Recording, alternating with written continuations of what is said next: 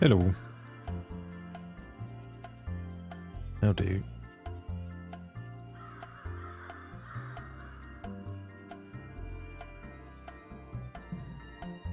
Encoder errors already. Which is cool. Very cool.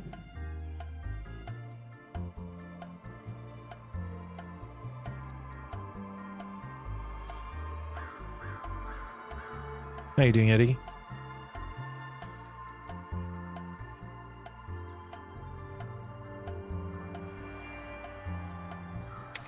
We'll go straight in. Straight in. We're going dry. We're not fucking about. I'm keen and excited to get playing this game. It's very cool.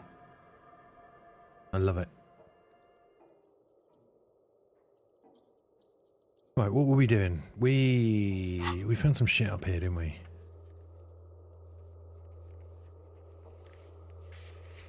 Not bad. Tired. Oh no. Well, it's nearly the weekend. Alright, thanks for asking. Okay, door number 28. Oh, that's what we were doing, wasn't it?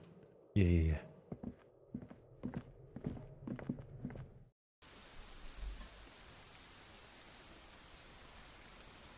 The old classic fighting tech problems from a stream.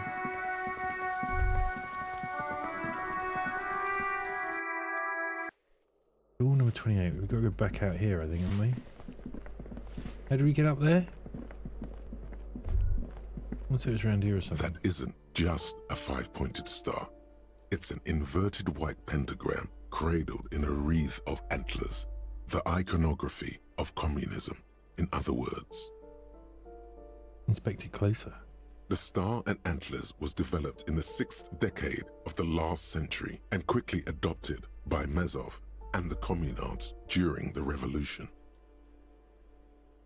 Even today, half a century after, the star and antlers retains the ability to evoke hope, disappointment, and fear in equal measure. Why is the star upside down? To symbolize the toppling of the old order. Also, some social democrats were already using it. What's the deal with the antlers? The wreath of antlers represents a natural crown. It was about building a society that could exist in accord with the natural world, and at the same time above it. Why white? Because white is the color of peace. What does it evoke in me? Gone is the glory of hope. Only the scribblings of impoverished students remain in dirty hallways. You are the big communism builder now. It's you or no one. Wish I hadn't taken that thought now. But if you're going weekends for you, out this weekend was with friends. Oh wait. Is this not the balcony? Balcony. Pre-birthday celebrations. Out for your birthday on Wednesday. Works Christmas till on Friday. Parents around for birthday celebrations for the weekend. Blimey. Birthday week for you then.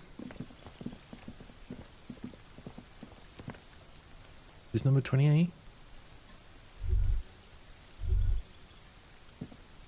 This door is made of metal and appears to be reinforced. Someone here really values their security. Number 28.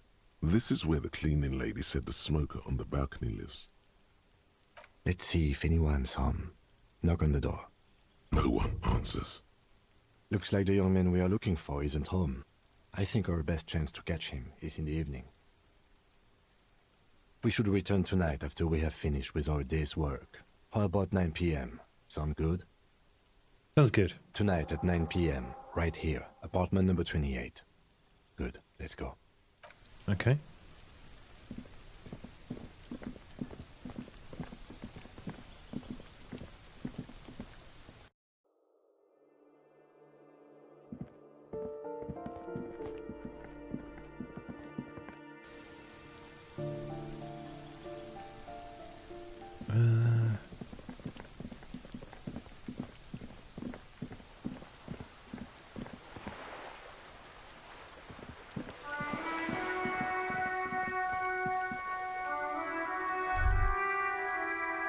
That back in the apartment block.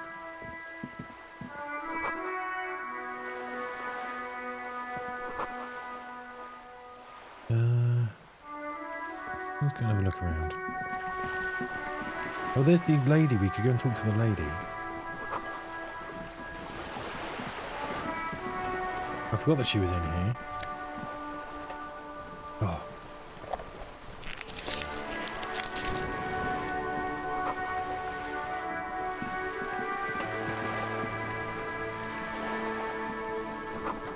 Docking reserved for residents of Rue de Saint-Ghislain.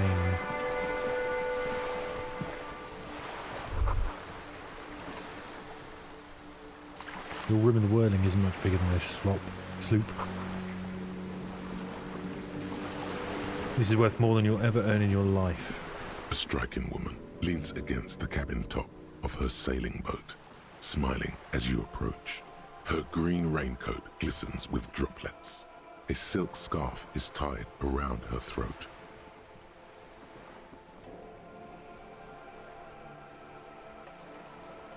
Yeah, I sort of went the same way. At most now it's like a couple of close friends at the local pub, if anyone happens to be around. With like no more than a week's notice, and no one makes any effort. It's just like, if you're bored, I'm in the pub. See you there, or not. Good morning, officers. I'm Joyce. She extends her hand in greeting. Joyce L. Messier. I represent the board of Wild Pines, the owners of the harbour. You gentlemen must be from the RCM. What gave us away? Nothing, honestly. I've said it to every drunk in town, and you're the first one who's responded. Relax. She meant it in jest. I'm not going to shake her hand just yet, although that might piss her off. I guess it's polite. I'm glad to see you here. The grip is tight and cold. I was dispatched to handle a strike, not a lynching. Anything I can do to assist the RCM in this matter, I will, gladly. That is good to hear, madame. My colleague will take the lead on this interview. I should let you know that he is recovering from an unusual medical episode. Very unusual. But I can assure you of his ultimate competency. There's a trace of irony in his voice. Mischief, even. This is a tactic. He told me to ask wild questions, didn't he? He said that was my thing, so... How interesting. Let's do it. I wish you a swift recovery. In the meanwhile, you have my full cooperation, and the full cooperation of the Wild Pines group. You're on a boat. Why, yes I am. She looks at the deck under her feet. Green and white sails flutter overhead.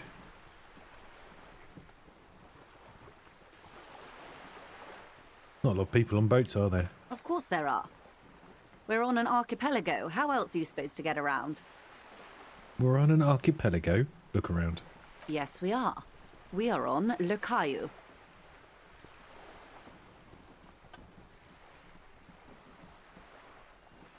I thought we were in Revachol. We are. And the city of Revachol is on the island of Le Caillou. Still haven't seen anyone else sail a boat around here. I haven't seen anyone else drive a souped-up Capri Kenema motor carriage either. Oh. Actually, that motor carriage has been specially issued to serve as a patrol and pursuit vehicle. It's for crossing long distances in the greater Revachol industrial harbor. It's not a toy. Neither is this. A toy, I mean. It's a machine for crossing long distances in the Bay of Revachol, between the city and the islands. You need to make this lady admit she's only riding around on this boat because she's rich. Yes, I do. Before you do, it would be pertinent to ask other questions. Gather more info on this boat of hers. Does she have a name? The boat? No. It is called Cor de Lady 19 because that's the type of sloop it is. What kind of boat is it? It's a pleasure craft. A 19 pacer. It also happens to be rated for Category 1 racing. Though these days I mainly use it for business. How do you like it? My sloop? I like it a lot. It's the eel's hips, baby.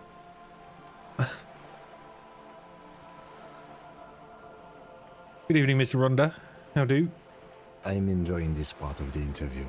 It has so little to do with the murder we're investigating. All right, Kim. Look. I'm making her like me. I really do, the lieutenant thinks. Is she thrown off yet? He's looking at the woman, assessing her. Let's talk about the economics of this boat you're on. Oh my, the E word. You mean to say that it's a symbol of conspicuous consumption? That I'm a member of the ruling class? Oh shit, I didn't... He told me not to do this yet. Get the questions in first. Then piss her off. Oh well, we're here now. Detective, may I remind you that Mrs. Messier is a professional negotiator. He doesn't look like he thinks you'll best her in single combat. Then what does that say? Does it say docking reserved for residents of Rue de Saint-Ghislain, 33A? 33A? This old proletarian haunt here. As I said, plenty of people drive boats, of all social strata. Oh well, we've got to go for this roll. Your synapses flash. Yes!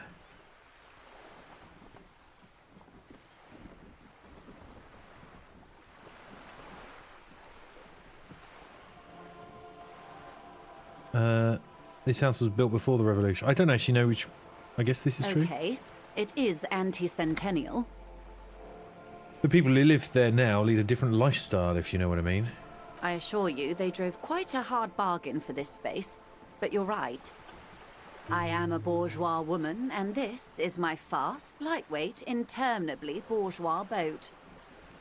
There is no shame in her voice. A touch of sadness, yes, but no shame. Do you have a license for the... I don't think I have. Let's move on from the boat. Good. Tell me more about Wild Pines. What do you do?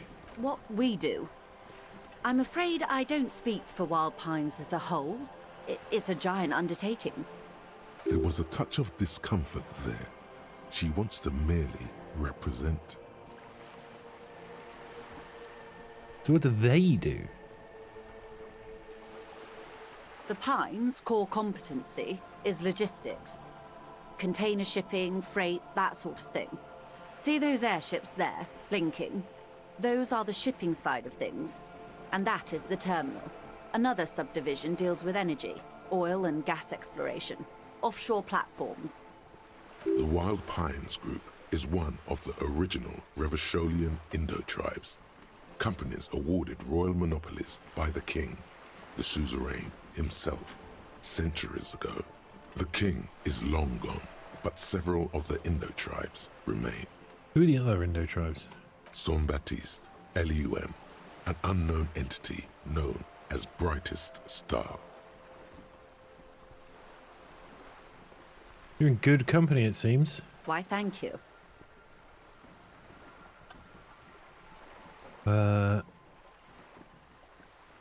Let's not ask her about the money. Let's move on. She nods. What can you tell me about the strike? Everything. Right up to, but not including, trade secrets. Start with what her role is. I believe the official title is Senior Labor Negotiator. In practice, I'm a grocery clerk. I relay the union's demands to Wild Pines and return with Wild Pines' counteroffer. And how are the talks going? They're not. That's the problem. The union stopped all negotiations a week ago, after that awful lynching took place. Now they won't even let me into the harbour. There's a 2-meter-20 racist behemoth blocking the gates. Oh, you mean Measurehead? Yes, Jean-Luc Measurehead. How were the talks going before the lynching? Let's say I was not making the kind of progress I'd hoped for when I first arrived. And when did you first arrive? I arrived 3 weeks ago. Yes, in the middle of February. The bay was still partially frozen then. I prefer to do these things on site, like the RCM. But the strike began in December. I wasn't the original negotiator here. I took over after Mr. Gaumont hit a wall with Mr. Clare, the union boss. Mr. Clare refused to speak with Gaumont despite concessions he'd granted the union in prior negotiations. This isn't the first time the union has gone on strike. Heavens no. There have been 2 prior strikes. Both times the union won significant concessions, including overtime pay and a medical plan. This time their demands are more, I guess you could say, aggressive. Ludicrous even. It's meant. What happened to Gaumont? Mr. Clare told him to... how did he put it? She pauses to compose herself. Fuck off, midget. Gaumont is short of stature, you see. The temptation to say cool. Not cool. Keep in mind, this is a negotiator Mr. Clare has worked with before, and who was more than fair with him and the union. What are their demands? There are leaflets everywhere, and banners. What did they say again? Oh yes. Every worker, a member of the board. Most of the workers probably don't know what that means.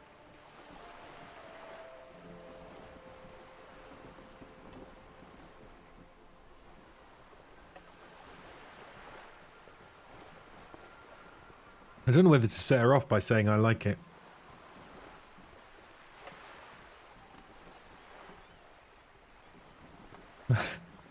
Fuck it. Then you might also like their other slogan. Demand democracy. Oh yeah, that's a good one. Personally, I don't think it has the same pizzazzo as every worker a member of the board. What exactly do they mean by it though? What's the demand? It's quite simple, you see. Every time the Wild Pines group makes a decision about what, about anything really, it needs the signature of each of the 2,200 workers in its Martinez terminal.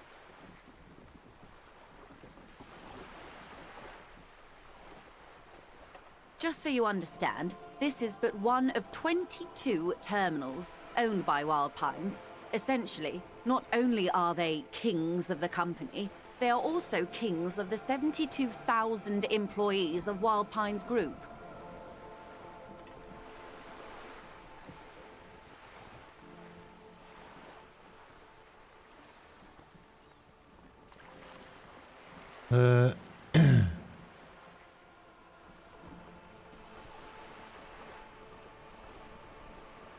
Let's move on. What are you going to do? I'm not sure.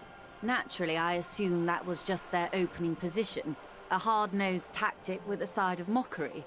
But there's been no follow-up, just the same nonsensical slogan repeated over and over again.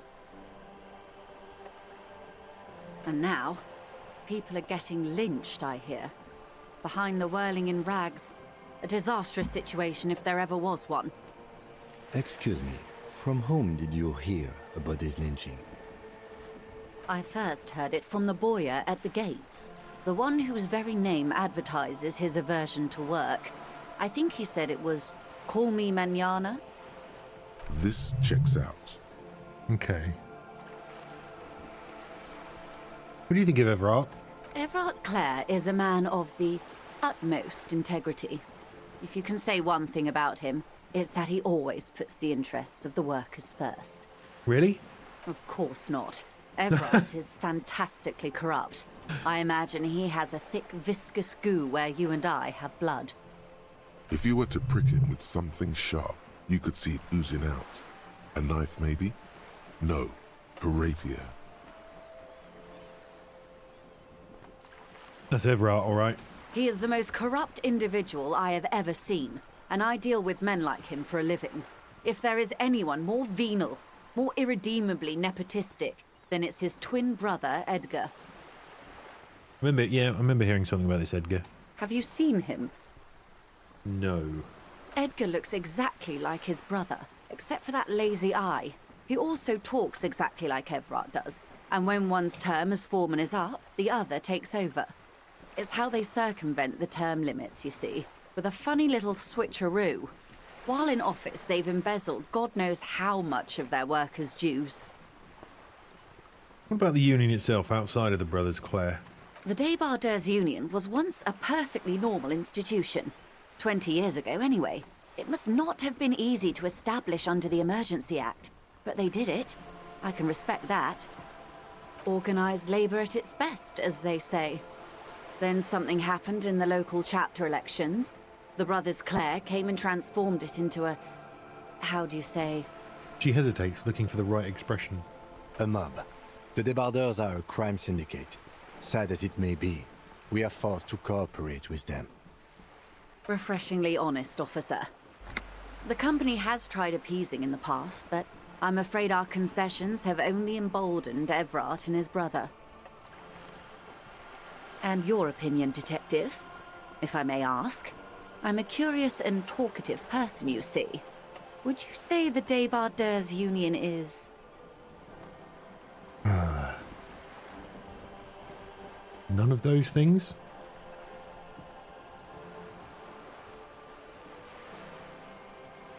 Sounds like the Union without the Clare brothers is probably alright. So let's go with I prefer not to have an opinion on these things. Of course, officer. You said something happened in the elections. I'm glad you asked. There was a woman, the previous forewoman of the Union. She disappeared. Disappeared? Yes. On the last day of the local chapter elections, her daughter phoned in and said she wasn't running anymore, or coming to work. Ever. End of story. Eerie. Downright haunting, if you ask me. The Wild Pines suspected foul play, but what could they do? It was a Union matter. The point of the presentation is, these kinds of things happen around the Clares. Watch out when you're dealing with him. Thank you for your concern, ma'am. We'll be just fine. I don't want to accuse you of putting the scab to the gate. I think that's unfair. At this point. Let's change topic. How else can I help? So what can you tell me about the lynching? Or should we say we talked to Claire? We talked to Claire. You have? And how did you like Mr. Clare?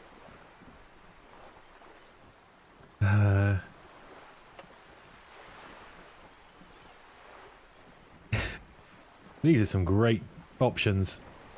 I mean, I didn't he's a beautiful man, beautiful and just. Nope. Hero of the workers' movement. Champion of Swanfield T2. Nope. Bloated rainbow socialist. Possibly. For a socialist, he's reasonable. He's not the champion I've chosen. I swear fealty to you and the cause of capital. I'm going to say I didn't. Oh, come on now. He has his uses. How else would he have stayed in power all these years? Or wait, actually, corruption. That's how he's done it. Fantastic, Verm-like corruption, reaching into the bowels of the earth. She looks at the ground and nods. The position of my unusual colleague does not reflect official policy. I hope you understand. The RCM does not pick sides. Of course. And I don't expect you to share anything he told you with me. I'm not a corrupt Verm myself. However, if you felt like discussing something, how could I stop you? Are we not human? Are we not curious to hear another person's take? It's only natural. We would only be gossiping. Intellectually speaking, it would be quite interesting to hear what she has to say about these things. Let's say I helped him turn up the heat on the borscht, although I didn't. Did you now? What sort of borscht is he making? The cook makes it to keep the strikers drunk, helps them strike. The strike brew. That's a classic. And by turn up the heat, I presume you mean put more alcohol in it? Should I lie to her? Say yes? I said less alcohol, but... Why, if I may ask? Why make them more drunk? Aren't they corked enough already? Yes, Detective. What were you hoping to accomplish with this strange thing? Actually, I turn the knob like this. Beyond curious. I will choose to interpret that as you turning the alcohol in the strike brew down, for the sake of our professional relationship. And because I don't like the idea of them any more drunk than they already are. What else? Talked about something else. Of course, Detective. Should something come up later down the road, don't be afraid to drop by for a chat. Okay. Until then, is there anything I can help you with? Okay, so what can you tell me about the lynching? Quite a few things, I'm afraid. The information I'm to share with you includes sensitive trade secrets. For the sake of my employer, I have to ask for your names and badge numbers. Oh, that's going to be a problem. Of course, ma'am. We should have introduced ourselves. I am Lieutenant Kitsuragi from Precinct 57. And this is my colleague from Precinct 41, Detective Dubois. I'm afraid Harry doesn't have his badge at the moment. I hope mine will suffice. Oh, and what happened to yours, Detective? Awkwardness washes over the conversation. The woman doesn't like this turn of events. Remember when my partner told you I had recently suffered from an unusual medical episode? My lost badge is related to it. I see. So, are you saying you lost your badge during the course of this episode?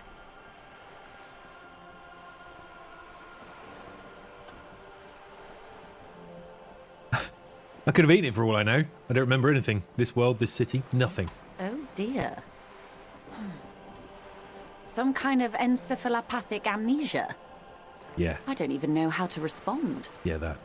I do believe you, naive as that may sound. I simply can't imagine what you gain by faking such a condition. As I said, ma'am, his technique may be very unconventional, but he is an officer of the RCM. Of course, I sympathize, but I'm afraid I simply can't share anything more until I've seen that badge. She's a professional negotiator.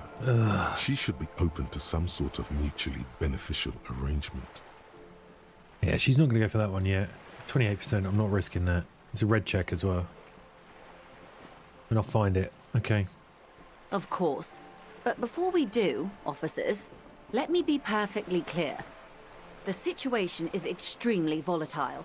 The sooner we can speak about this lynching business, the better for all of us. Show the photo. That's the man who was killed. I'm afraid this is a discussion for once we've cleared the lynching question.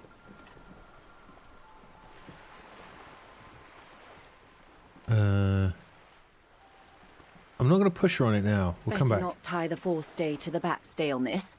I hope there is something else I can help you with. She wants to answer the question. Protocol keeps her from it. Let's go with this one. Let's try and get some more information about reality from her. This reality. Yes, reality is your side case. An experimental side case.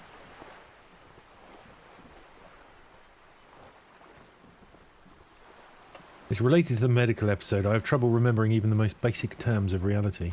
Ah, yes. The episode. Sounds like an acute case of encephalopathy now that I think of it. Don't be phased, madame. He functions perfectly well.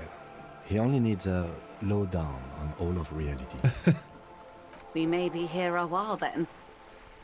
Ask away, officer. I'll help however I can. All right, we're in. I know these all look good, but begin with the first, okay? Where are we? We're in Martinez, baby. A casual term of endearment popular among the 50-plus crowd. It's a disco holdover, pay it no heed. I'm a disco holdover myself. Aren't we all? She refers to your corresponding ages. And what is Martinez? Martinez is a district of Revachol. A very small district tucked away near the industrial harbour, north of the 881 and Jamrock. You would be excused for not knowing about it. Unimportant, they say. Forgotten, even. Shelled to smithereens during the Revolution.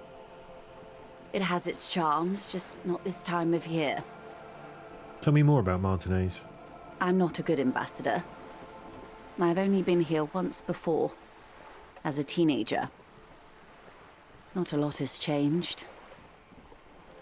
There are ruins, a terminal, fishing boats, reeds, boys with boxy shoulders. This place used to be a province, A workers' resort before the city swallowed it and the artillery did its work. The reeds are the real star of the show here now. The further down the coast, the wilder it gets.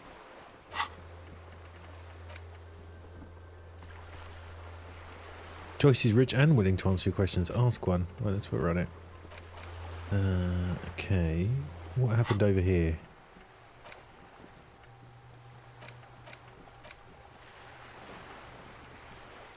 Breakthrough imminent.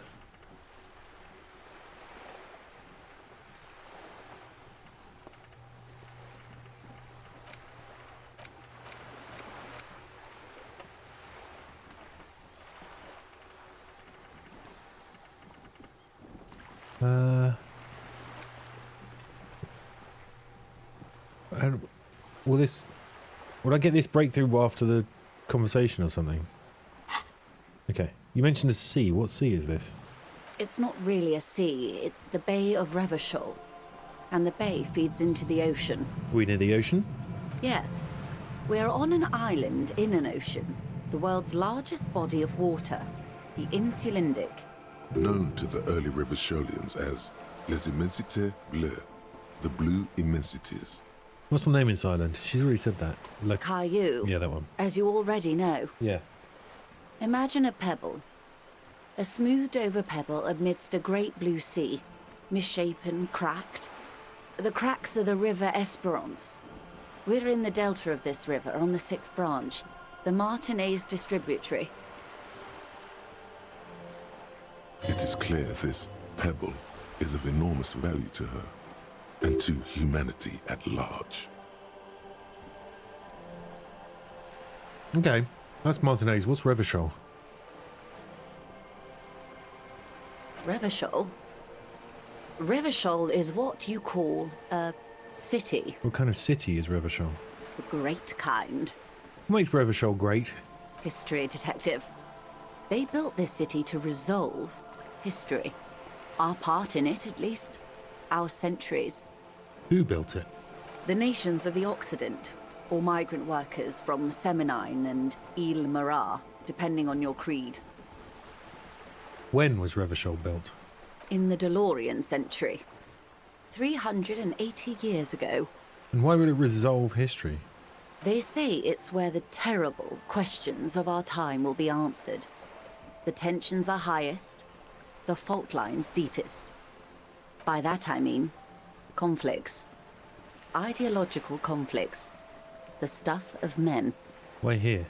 We are standing on a fertile, self-sufficient island able to sustain up to 200 million people in the middle of the Insulindic Ocean, the world's connective tissue.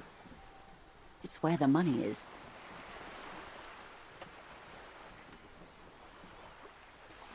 So we're pretty much at the center of the world. Oh, we're quite a way off. About... A sparkle of lights on the horizon, like morning stars above the curvature of the planet. 22 kilometers from the center of the world. That soldering iron is the bank of the world building. The bottom floors are Insiacom. Coalition government, Insulindian Mission Command. Look to the sea. Silence. She lowers her hand. The water, the light. It's as though you're seeing it for the first time. There is no recognition, only the immensity of the sea and the cold radiating from it. Where are we? We are where we are.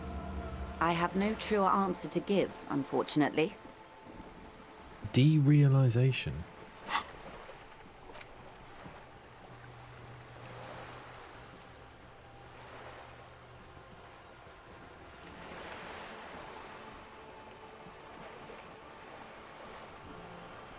Interesting. This is one thought you need to complete. Where are you? Okay. Well, I guess that's why our next skill point's going on. Was there something else you wanted to know? I remember something about a lowdown. This has been informative. Thank you, ma'am. I'm sure my memory-impaired partner has many more questions to ask, about even more fundamental aspects of reality. Might I suggest not asking them all right now? Madame Messier will be here later too, and tomorrow. Isn't that true, ma'am? Absolutely. My commitment here is long-term. You're right, Lieutenant. I'll continue later. It's better not to eat all your candy at once. Indeed. I'm always at your service.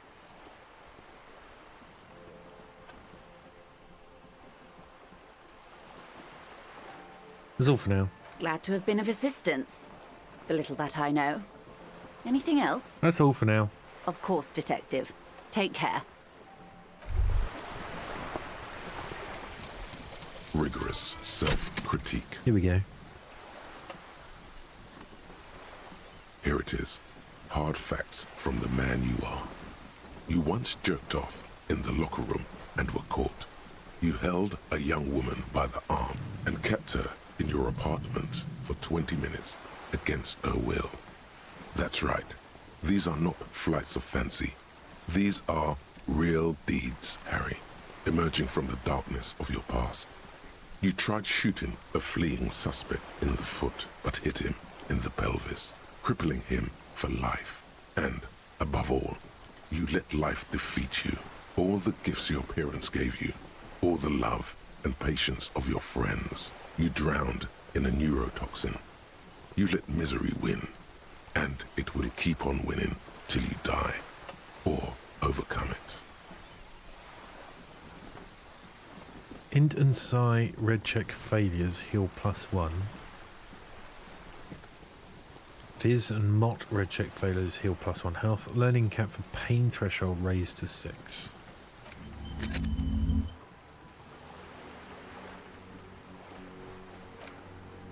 So I need to do that one apparently.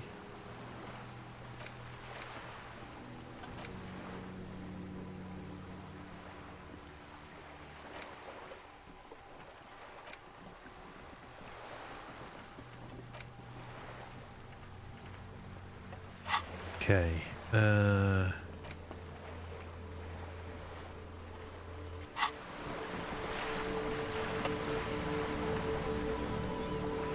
What's the next thing we should be doing? I'm tempted to go back to try and speak to Everard.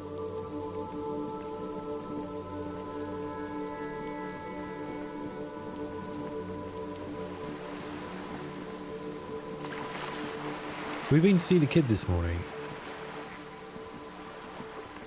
Who's this person?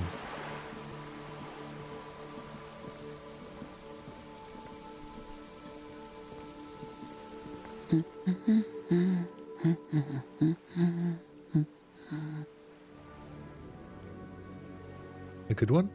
Yes? Hello? Who are you? Me?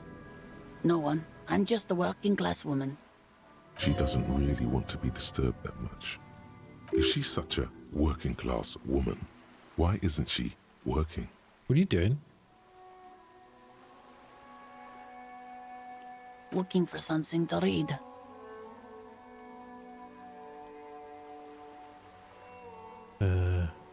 Good. It is. I'm a policeman. I know you are. Everyone can see that. The rectangle. Good then. Mm-hmm.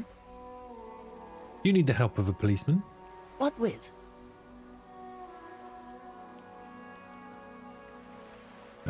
Watch her browse books. Her hands move over the book covers. The tips of her fingers look rough, stained with yellow. It seems like she has spent a lot of time at work, smoking. Another comrade. Years of labor are pressing down on her shoulders. She deserves a hug for all the work she's done for mankind. I'm gonna do it. Give her a hug. You step in and close your arms around this foreign body, wandering astray in touch. There's a small movement beneath your hands as you shut your eyes. Then a tiny voice breaks out and asks, What is happening? Hello, Dr. Redacted. Yeah, I mean, why not? She seems to be confused. Your hands are wrapped around her polyester coat. The fabric feels cold, moist from the sea nearby. Let's keep going. The situation is oddly intimate. Your cheek is pressed against her shoulder. Her hand is trapped between your chest. 5 seconds pass, and their passing seems so unimaginably long. Then she coughs and says again,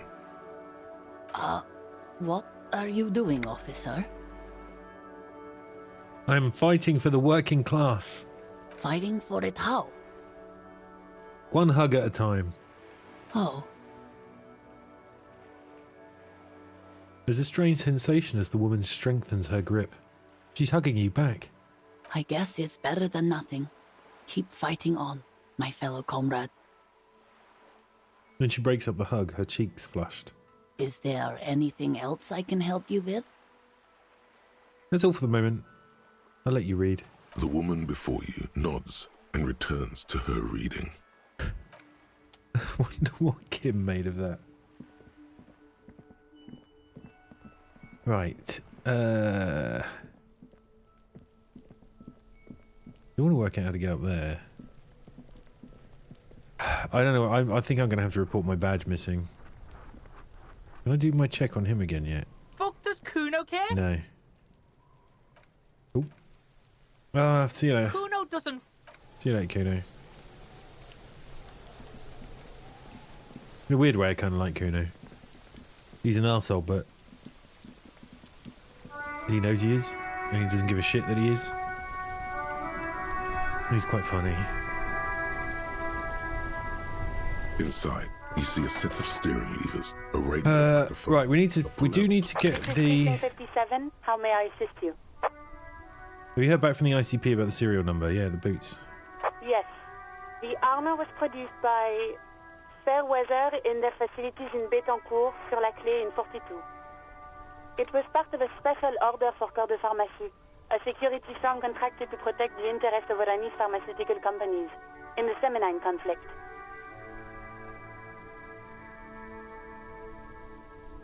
So, it seems the armor went to Semenine. That's where the paper trail ends, though. Even the firm has proven difficult to track. Corps de Pharmacie has been renamed several times over in the years since the armor was issued. Interesting. You know what it's called now?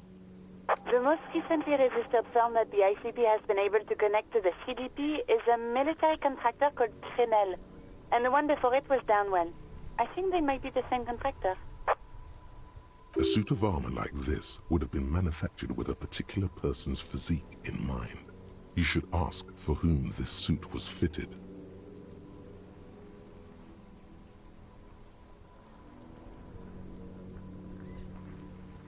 First, does the firm continue to work for pharmaceutical companies through all these name changes?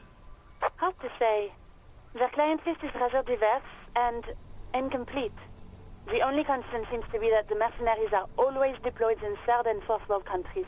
A suit of armor like this would have been customized to fit the wearer. There must be a record of the person to whom it was issued. Yes, but the ICP tends to be reluctant to share private sector records. I could try to talk them into it, though. Please. This is a fun challenge for her, an opportunity to contribute beyond doing her job by rote. She'll gladly put in the extra effort for Team RCM. Yes, thank you, officer. I really appreciate your efforts in this case. Glad to help. Call back tomorrow. Hopefully I'll have more for you then. Okay. Wait. No, that's the follow-up question. Hi, Slow. Yeah, Kuno is just Kuno, and he's nothing else. And not trying to be anyone else. Please connect to the 41st. I'm going to have to Just a moment, admit that I've officer. lost my badge. 10-4, come in, officer. Over. I need to report my badge missing. 10-9, over. My badge. I can't find it anywhere. Basically, it's gone. 10-4, message received. This is a very serious situation. I need to 10-22 the captain. Over.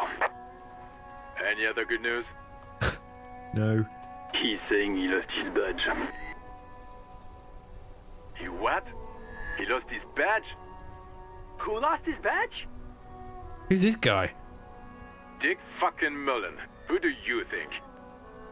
It's Officer Dick Mullen from the bestseller Dick Mullen and the Lost Identity. Dick Mullen is not your name.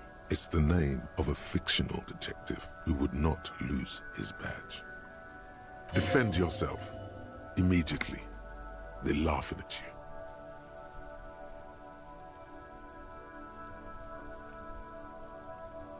Haha, officer lost his badge, haha, like I'm the first cop to ever misplace his badge. He says this has probably happened to other policemen before him and laughs sarcastically. Oh god damn it. Is he fucking kidding? The whole station's gonna be dicked for this. Satellite Officer Vikmar is wondering if you might be joking and adds that this tarnishes the reputation of the entire station. Over. Mullen dicked us. Can we just move on? I want to get it reported and be done with it.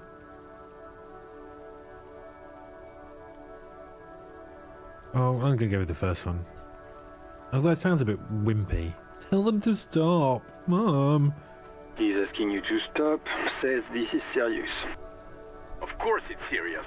He lost his fucking badge. Satellite Officer Vikmar concurs, losing your badge is serious. Over. Can we just move on?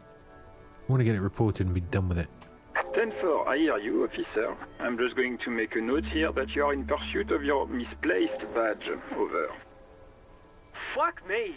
Mac, come here. You've got to hear this. Dick Mullen lost his badge. What's going on? Super Cop here lost his badge. He lost his what now? His badge. He lost his goddamn fucking badge. Could you all please just stop saying lost his badge for a moment? He asks you to please stop saying he lost his badge. Why? Did he find it? The room at the other end of the line erupts in volcanic laughter. Sergeant Orson was wondering if you found your badge yet. Over. You don't have a comeback. Sorry. It's hard to think like this. Say nothing. He's not replying. Looks like he's still looking for it. I have other things to discuss. 10-9, come again. I didn't get that. Over. The animated conversation in the back is making it difficult for him to hear you. New heights even for Captain Sober. Ask him. Ask him if he's lost his gun, too. The room roars with laughter. I mean, I have. Sergeant Orson wants to know if you lost your gun too. Over. Oh, fuck. Well, we've got to go for the roll. This is a red check. It's 72%. I've had some really bad rolls. Please. Lying over the phone, it's easy. Just say it like it's the truth. And then it becomes it. No. Of course I didn't lose my gun. He says he didn't. Thank God for that. That would have been a nightmare. I don't even want to imagine the poor prick who has to relay that kind of news to the captain. Losing his badge is bad enough. Tell him to find it, and fast. We can't have some gangbanger running around with it. We're all glad to hear you've not lost your gun, officer. You need further assistance? Over. No. Roger that. 10-10, over and out. Okay. I haven't done that. I'm going to look at the other stuff in this car while we're here. Run your fingers over one of the steering levers. The white suede feels luxurious under the touch, and the metal clutch handle so very familiar in your palm. Tap on the fuel preheater gauge. As you tap on the gauge, the indicator pin jerks as if startled. It's in the large orange sector, indicating the engine is warm. Next to the gauge is a red switch labeled heat. Now, that's enough fun with the foldable headlights. I know they are mesmerizing. They're also fragile. I'm not going to turn it on for you again. Right, let's get out of here. Okay, hold on, we need to stop and think for a minute. Right, I need to spend a point on this, don't I? Because it wants me to do this.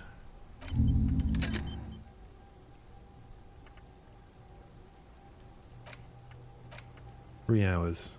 What's the time? Okay, so 3 o'clock-ish. Where are we with everything else?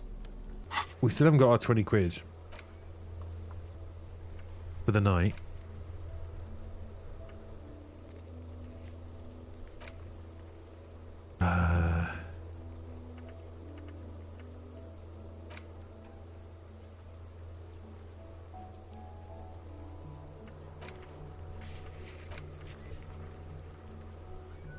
Okay, let's have a little look around a bit more.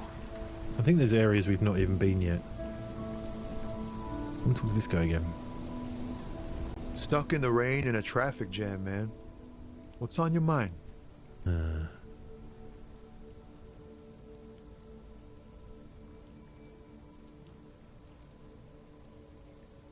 That's all for now. No, okay.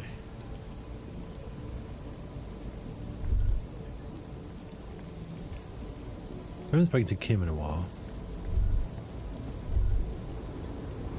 What's over here? White tank top, +1 to physical instrument. Nice. There's someone I can talk to over here. Nice. Oh, we've got our 20 quid. Okay, so we've got somewhere to stay. The small, wrinkled woman does not greet you. She nods along to something on her radio. A photograph is clutched in her hands, and there is a warm smile on her face. The photo, an ambrotype from the turn of the century, as golden as her smile. Excuse me, Mum. Snapping her fingers in her face is rude. Excuse me, Mum. I'd like to ask some questions. No response. Wherever this woman is, your words fail to reach her. I guess we do that then. Wait. The lieutenant stops you before you can snap. She's just a distracted old woman. Better to leave her alone. Why? Why? I just told you why. If you say so. Alright, Kim. Calm down.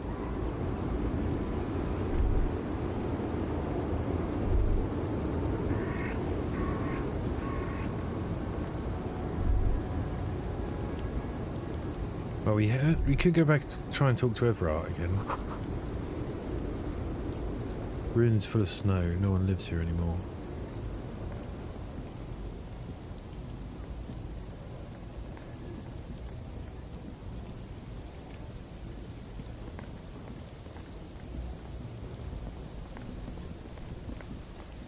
Where's the dude? We haven't spoken to this dude.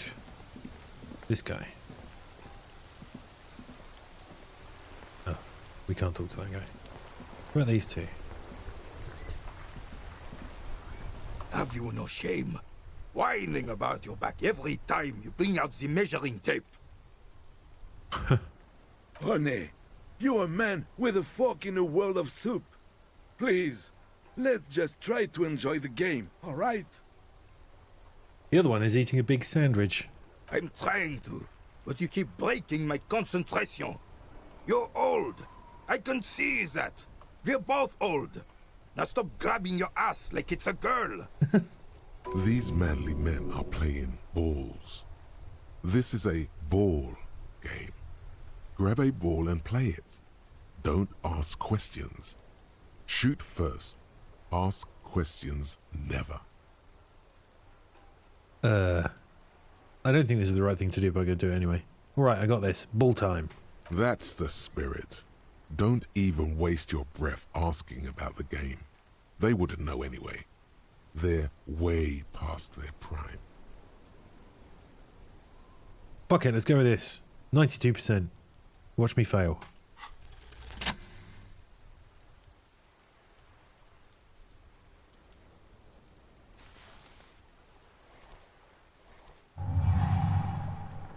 You are immediately surprised by the ball's lack of weight.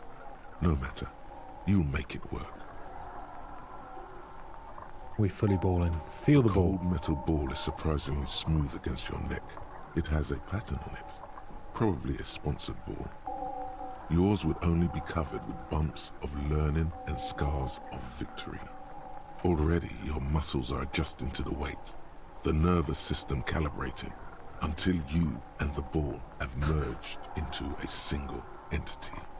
The man ball is taking the ready. surroundings. A chilly breeze ruffles your hair as you stand there, feet firmly planted. All sounds, smells, even the wind, everything fades until the only thing left is the union of man and ball. Oi, oi. There is time for a last glance inward. Who am I? An embodiment of pure motion. A fine-tuned locomotor running at maximum efficiency. Some would still say you're a cop, but I guess we're beyond that now. The inertia can be contained no more than a bullet leaving a gun. Let go. Be the bullet.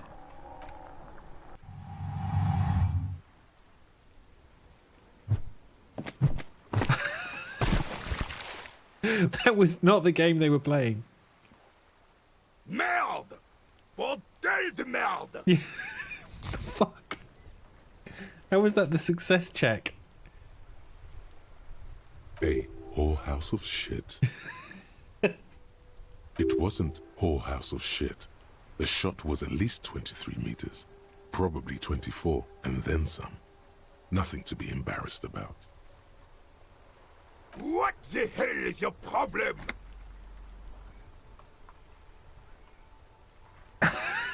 Not a weak right triceps, that's for sure. I don't care if you are a cop. You do not just ruin someone's game. It's so goddamn disrespectful. I'm sensing anger and I don't understand why. You vandalized our game, son. We can't play pétanque with 5 bull. I thought it was shot put. Well, it damn well isn't. It's pétanque. It's very obviously You pétanque. ruined a pétanque game. We want our bull back. Ah, I've got one. Take it easy, René.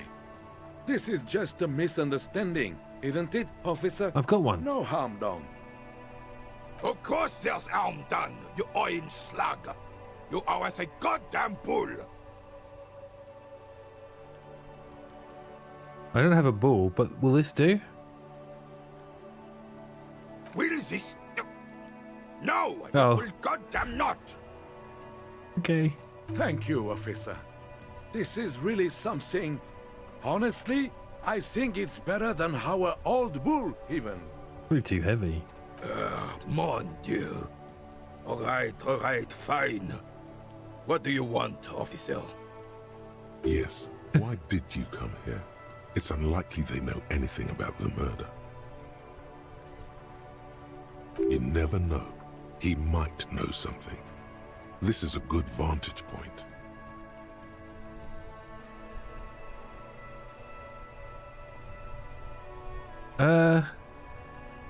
Let's start with some chit-chat. You seem to be playing in a crater. Yes. The terrain here provides an interesting variety to a familiar game. Was there an earthquake here? No. It was left by heavy artillery fire. Okay, it's a crater left by artillery fire, but why? Why what? Why was heavy artillery used? Because that's what happens when communards hijack your country, execute your supreme leadership, and turn your capital into a slaughterhouse. You use heavy ordnance to clean up your home. Did you use artillery fire against them? Sadly, no. It was the foreigners who brought them to their knees. We fought valiantly. Too valiantly. So valiantly we got licked. Should have fought dirty, like they did with their suicide sex cult propaganda and mad anarchist women strapped to shrapnel bombs. We didn't so, and we lacked caliber. God bless him, but the suzerain's cannons simply weren't big enough. It was probably a bit more complicated than that. Why shell them here in Martinez? Because this place is a damn beachhead. Had to soften the commies up first. The beachhead? Yes. The military coordinated amphibious landing to take back Revachol. Martinez was used as one of the 3 footholds in Revachol during Operation Deathblow in 08. The other 2 are off in Stella Maris and the Delta. Nod thoughtfully and turn to look northeast. This here is Blood Ground, where coalition boots first made landfall and cleaned those rabid dogs out. Most likely, they're playing pétanque on their mangled corpses. Blood ground. You got old René going there. Like he isn't hungry enough already. Is that why everything's so bombed out? Damn right, son. They laid the fire of hell on the city before they stormed it. And it worked, too. The rest of the city got cleaned up, but Martinez they keep as a monument. And now the Union Socialists are practically running the place. Well, it's your own damn fault. You, we, the coalition, Revachol, whoever you want to blame, never finished the job. Officially, the party never surrendered. Of course they still hold influence. You don't even begin to truly understand the players on the table, let alone the specific circumstances surrounding the... What do you think? Uh-oh. Thinking men have opinions on these things. Present one.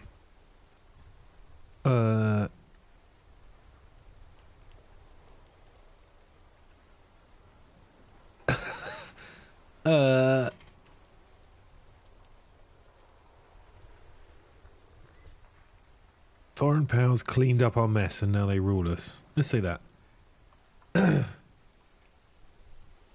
I'm sorry it had to be them.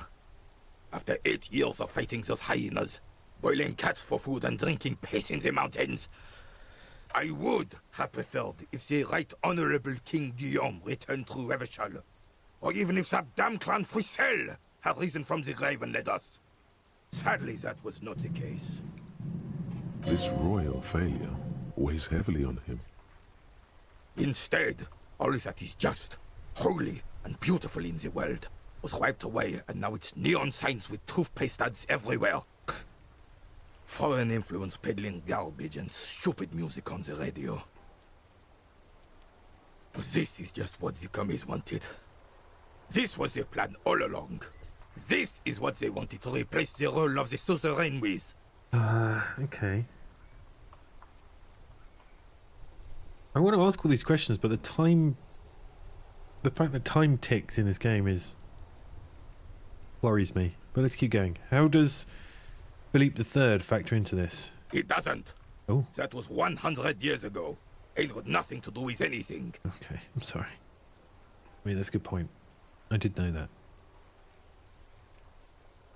Who was the Frisel? Damn Frisel. He was the king we couldn't protect. The Carabineers failed him, and the crown.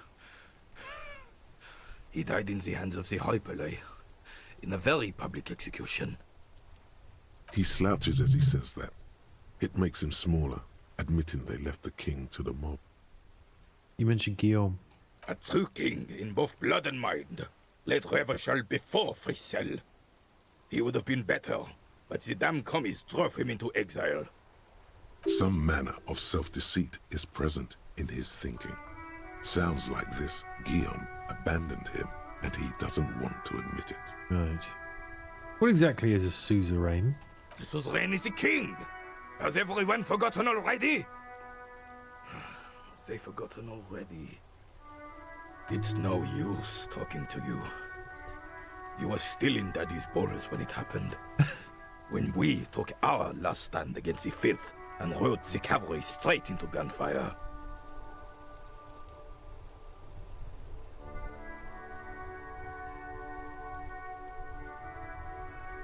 Damn it, I've lost a point on that one.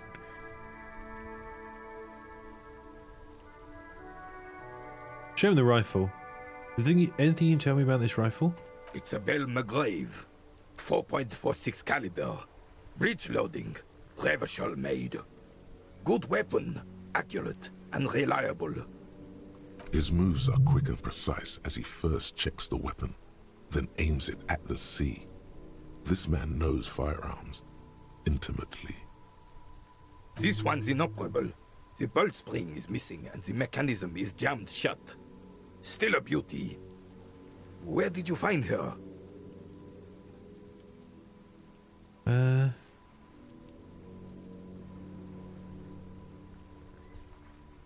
I don't know if I want to send him looking around in the basement. Yeah, fuck it. I'm not surprised. There are probably lots of forgotten wartime weapons lying around here. Back in the day, everyone had something stashed away. As for the rifle, I don't know what else to tell you. These BM-446s are an antique. No one uses them anymore. The ammunition is impossible to find.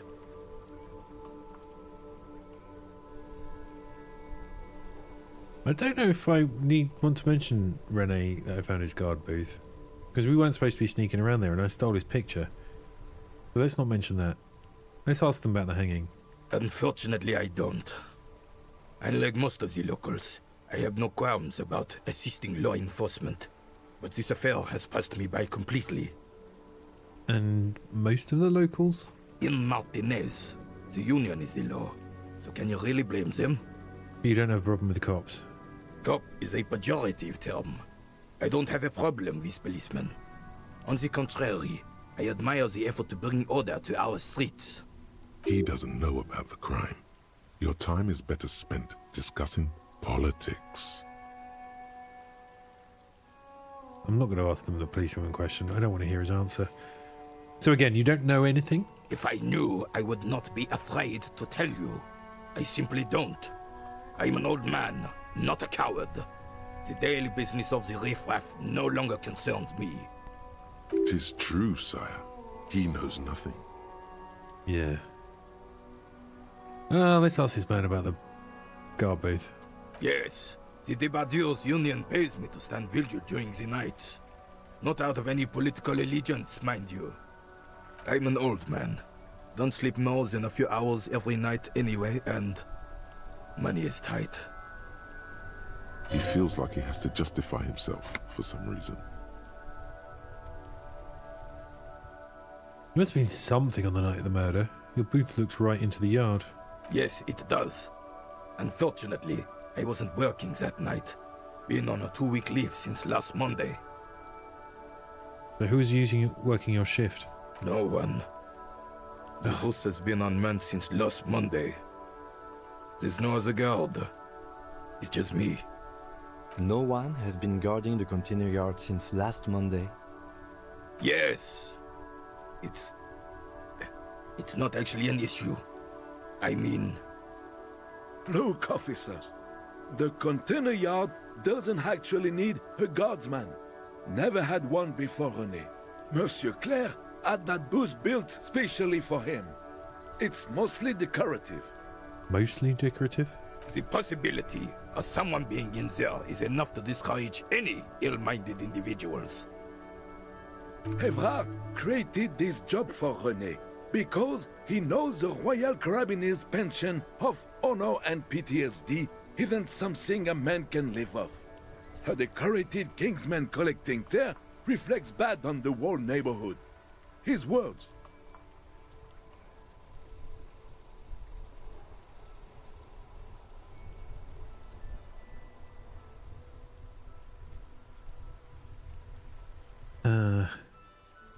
I mean, that is pretty good of Everett.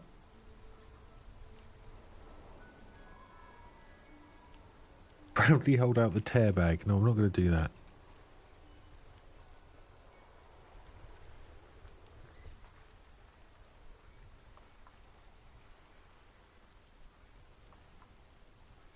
Wow. I don't really want to praise Everett, although these guys like him, so maybe...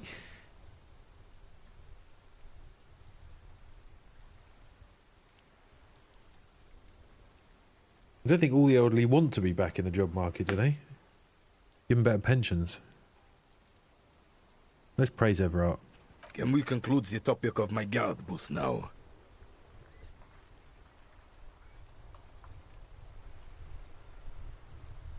I'm not going to ask him about the picture yet, anyway. Kim told me not to take the picture. I shouldn't have. Yes. Like I said, it would be up anyway, so might as well keep an eye out. It keeps my senses sharp.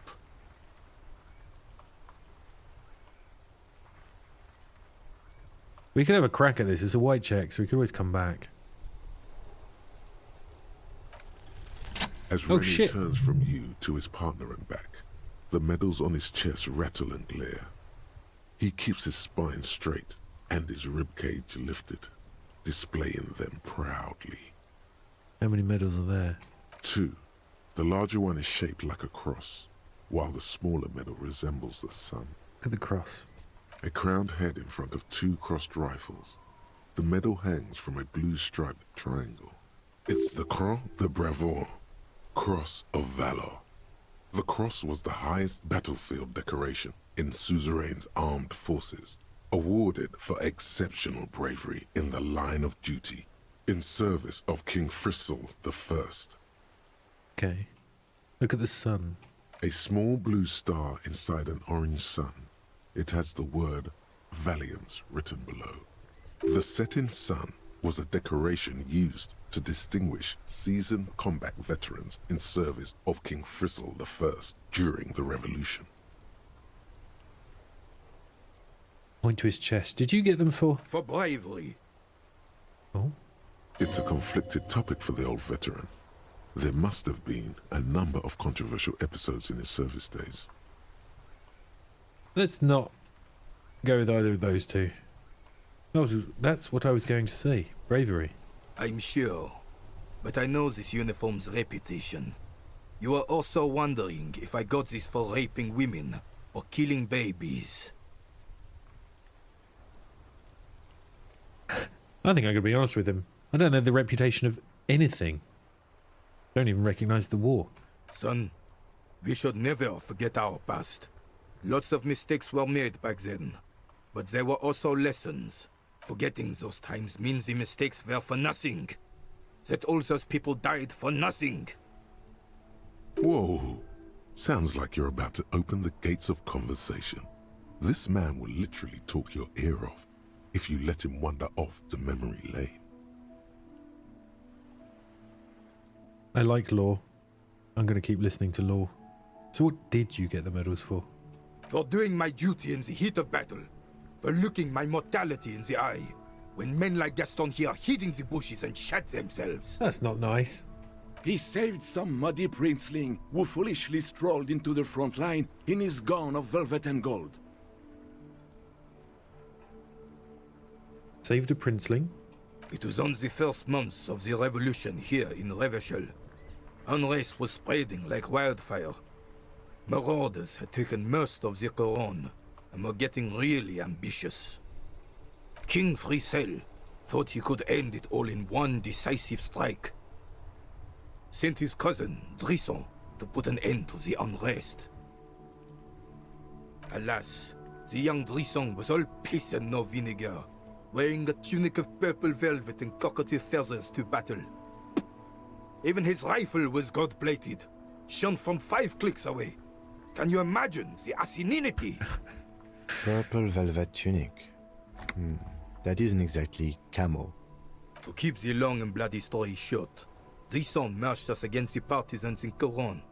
And when I say marched, I mean made us walk into captured enemy territory, single file, like toy soldiers, while he rode in front on his giant red stallion. The rebels were smart. They let us come real close before opening fire. Suffice to say, it was carnage. Must have been a bloodbath. I got shot in the left shoulder and went down. Just a flesh wound. But just as I turned over, the prince fell into the mud next to me. He was missing his lower jaw. Then his horse, driven mad by the noise and smell of gunpowder, stepped on my leg and shattered my knee.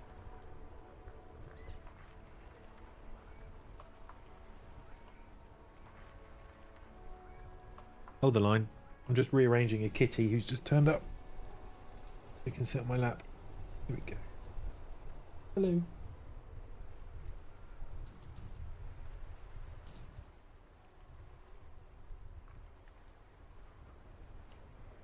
Very wet and cold outside, so I'm glad he's come in.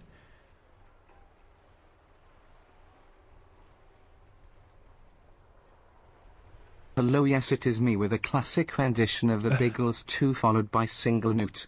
Biggles 2 note, Biggles 2 note, Biggles 2 note, Biggles 2 note, Biggles 2 note, and a bit of KE. Cup yourself, you massive bulb. Cup yourself? You didn't get the noise. So I've broken something else. You got the text though. Why didn't you get the noise? I mean, you're already up there, so, you know, save the effort. Oh, it's just a TTS. That's why. So actually, everything worked. Right, I'll just go back to cupping myself.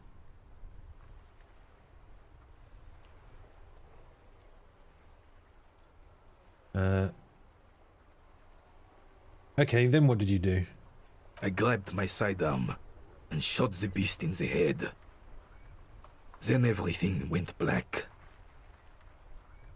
Capitaine Arnaud, le fléau des chevaux. What's that? Something of horses. The bane of horses. There you go, bane of horses. When I came to, it was all over. It was just me and Joe Lestresson, gurgling in the blood-soaked mud right next to me. The Dink had taken numerous flesh wounds and lost a lot of blood. But despite missing his jaw, he seemed hesitant to die. Tougher than he looked, that one.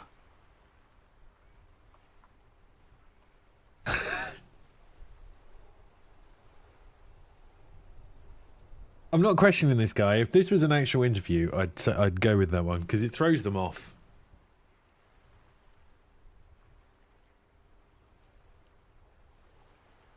Saying stupid shit like that. This would never happen to Johnny Lawjaw. My jaw is tight. Let's call him a fighter. I grabbed the Dink and started crawling. Kept going until the 59th Cavalry picked us up. Through some miracle, we both survived. And the jealous freak convinced Frissel to give me a medal for not leaving him to die in his own blood. Piece and shit. He was the commanding officer and I was on duty. Just doing my job. Shouldn't hand out medals for that. 13 months later, I received the Sun for distinguished service. It's not worth mentioning. You sense he's downplaying it. He did a lot more than his duty. More than anyone's duty. It's in his spine, in his billowing breasts, and untarnished self-worth. Sounds like you're being modest, Rene. The old carabinier stands quietly like a statue, his features motionless. What Monseigneur Modesty is not telling you is that he crawled over 7 kilometers before the cavalrymen found him and Drizant. 2 days later that was.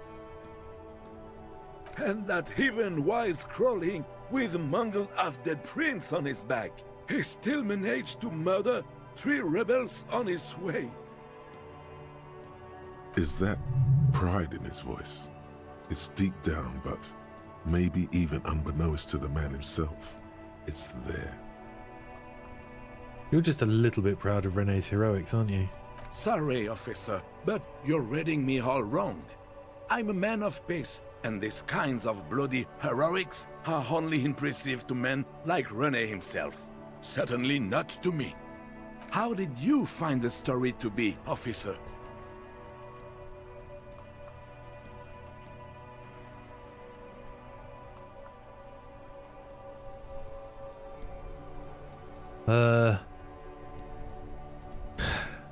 Let's big up the guy.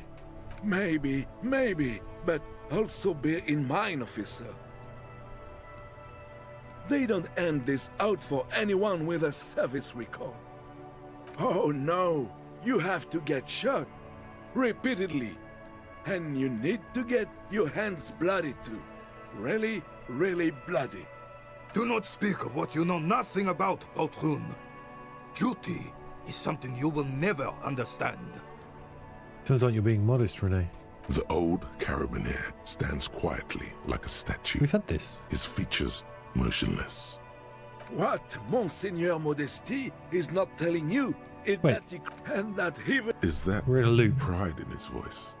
It's deep down, but maybe even Maybe... Oh no. Do not speak of what you know right, sorry. nothing We just about, got ourselves in a loop. Duty is something you will never understand. Hello, Jim, by the way. How do you? Bah! There were many such stories in those days. Many such men, too. True Eversholians. Men with backbone. Have you been practicing tonight? See you put in the hours.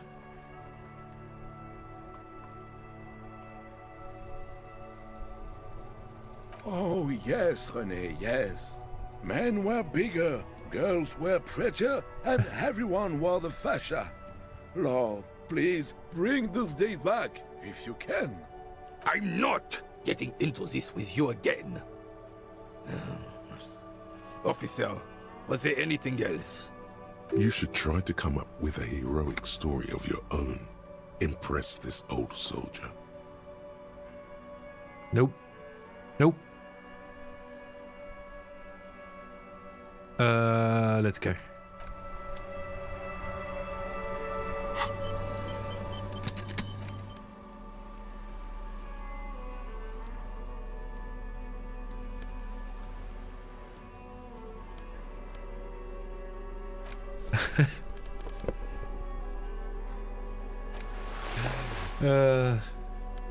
Right.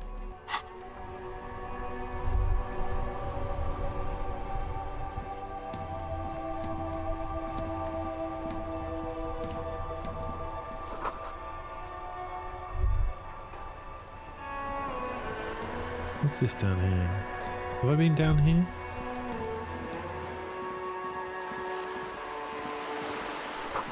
Nadri's broken window. Tibbs has windows.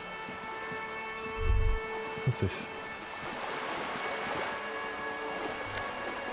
Oh, another couple of quid. Every little helps. A splatter of bullet holes lines the wall.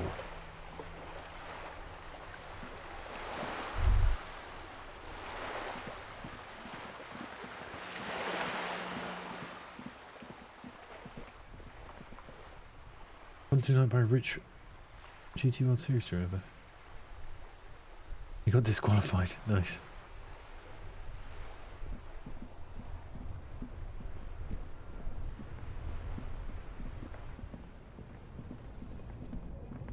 Let's go and talk to Everard.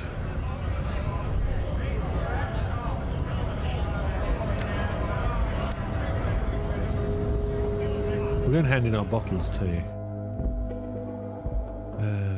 Oh, they don't remember how you... Oh, is it this? The tear machine stands in the corner. Your bottles clunk into the machine, and the money appears with a satisfying 40p. jingle. Okay. We've still got to work out how to get into the... There's the tunnels in the Whirling Rag. Not tunnels, but...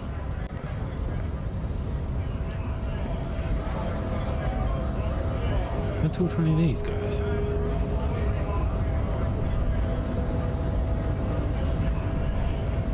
Okay, there's actually nothing else over here.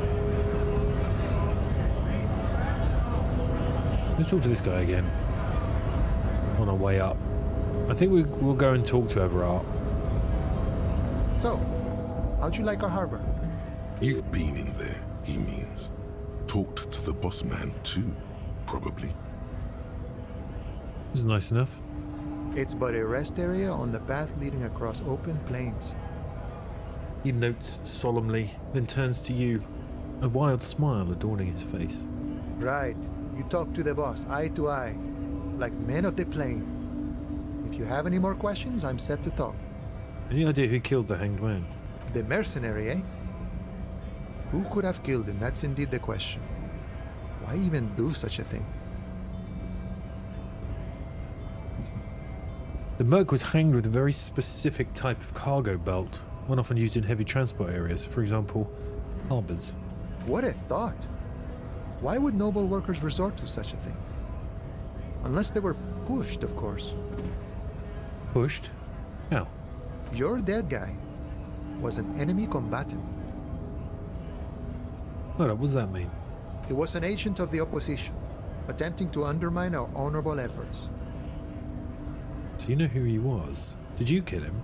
I ain't the murdering type, but that's just me. Large organizations like our union have all sorts of men, with all sorts of skills. Ooh. He's not lying about not doing it himself. Yeah. Understood. This has been of limited use. Still, thank you. No problem. I wish the best to you in your search. Sure, I'm glad it's not my search. Good talking to you.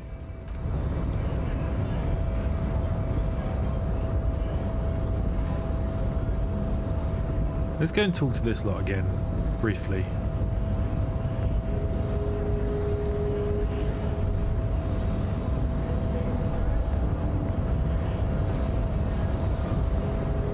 Your race descent has only worsened since I last saw you. You have really let yourself go.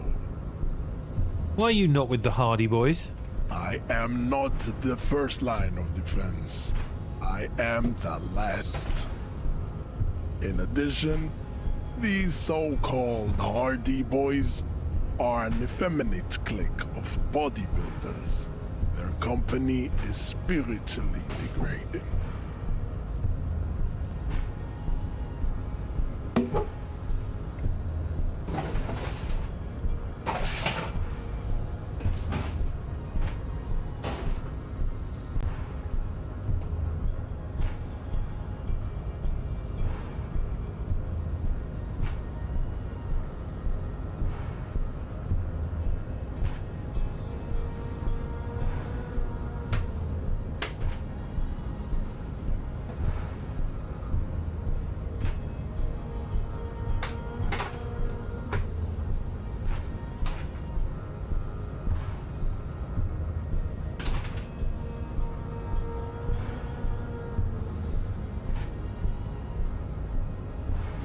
Excuse the noises.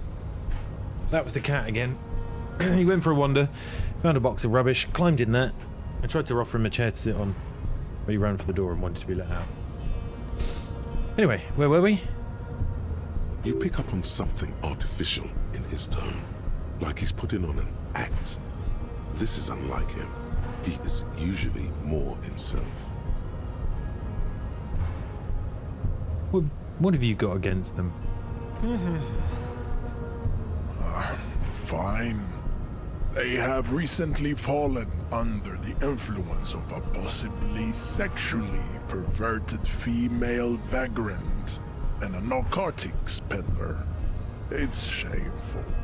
Who do you mean? Find out for yourself. Endomorphic blob. Interesting.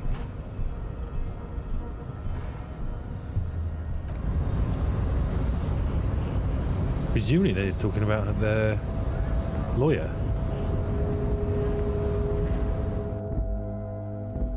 He thinks, I guess, he thinks they're like being controlled by her. Or...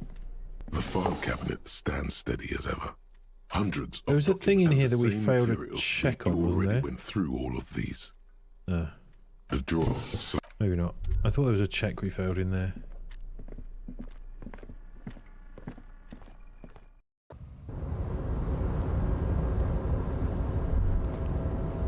Wait. Stop. Where are you going?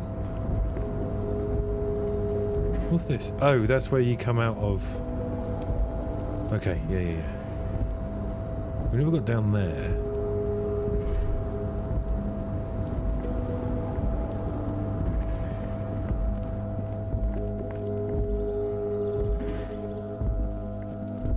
This is the night watchman's booth. No, we don't need to do that. Just out of curiosity.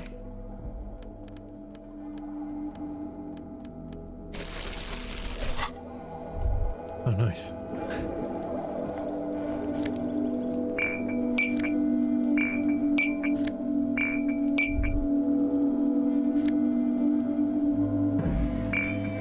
Where are you going? This is the night. No, what are you doing, you twat?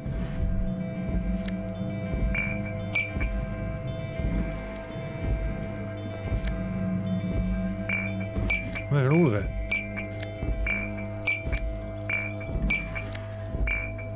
Sorry, Kim. I need the money.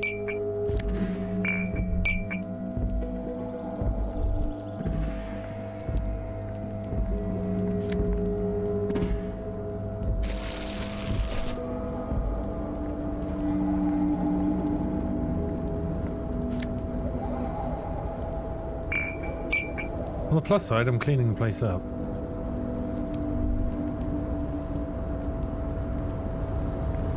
There's a load up there too.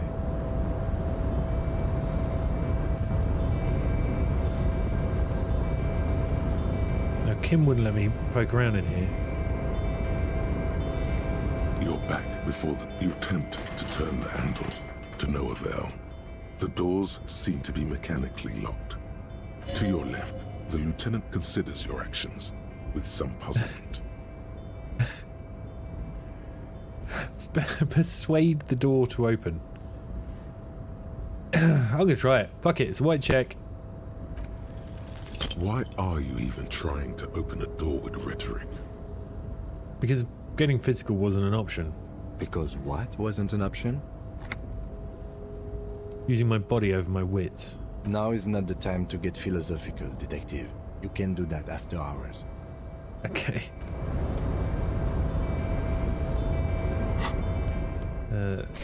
Unequip that for now. Gonna see Everard. There's one of those belts.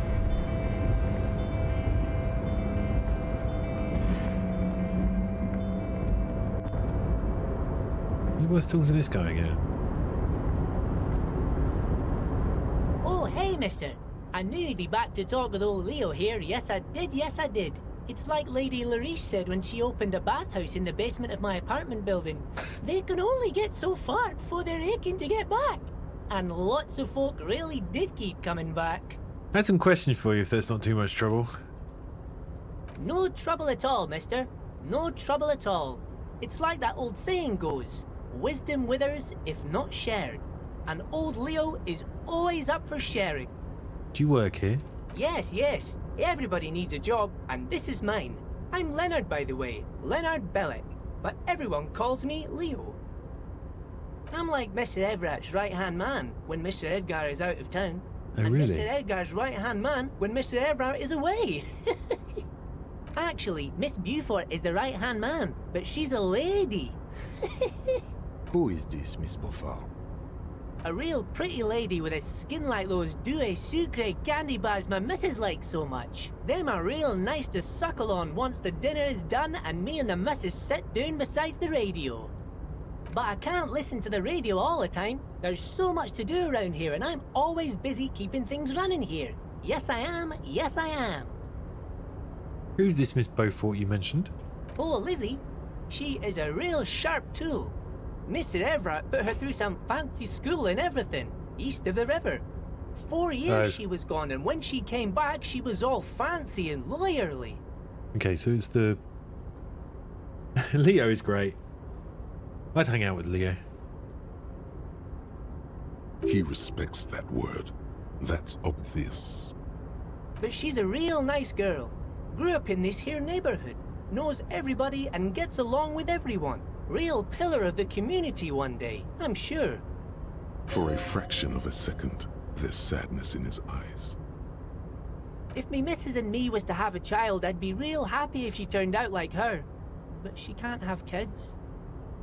Dr. Lemaitre said so, and she knows about such things. Been a doctor for almost 50 years she has. He sighs and falls silent, watching you meekly with his blue eyes. Law school? Could she be talking about the union fixer? Yeah. AKA the gardener? Yeah. Looks like it. I'm not sure what a fixer is, but she is a real nice girl. Smart as a whip too. Yeah, she is. Got the measure of me. Telling the gardener you know her name might throw her off. Perhaps something to consider later.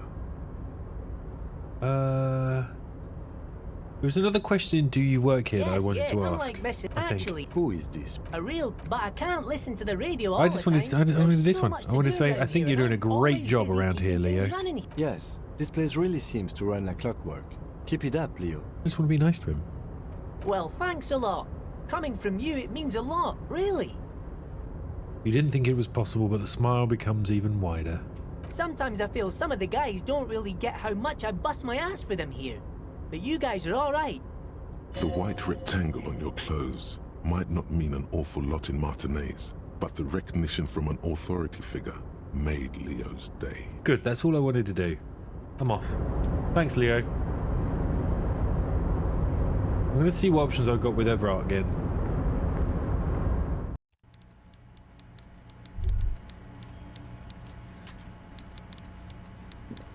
In case they've changed. I'm not sitting in that bloody chair, though.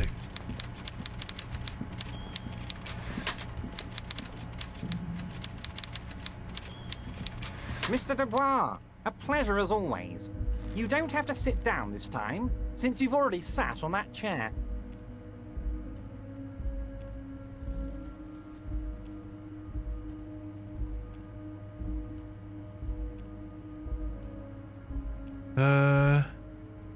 I've got loads of new options, none of which I was prepared for.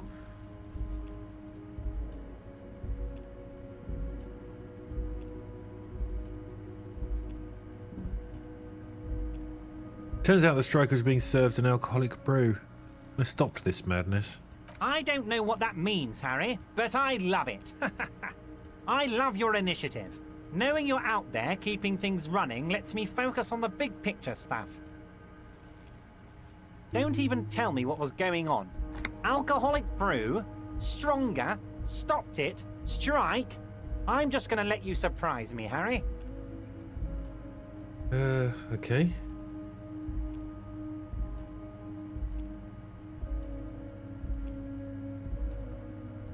When are you going to ask me how I got in? Harry, honestly, I'm just relieved you didn't get a hernia. A man your age...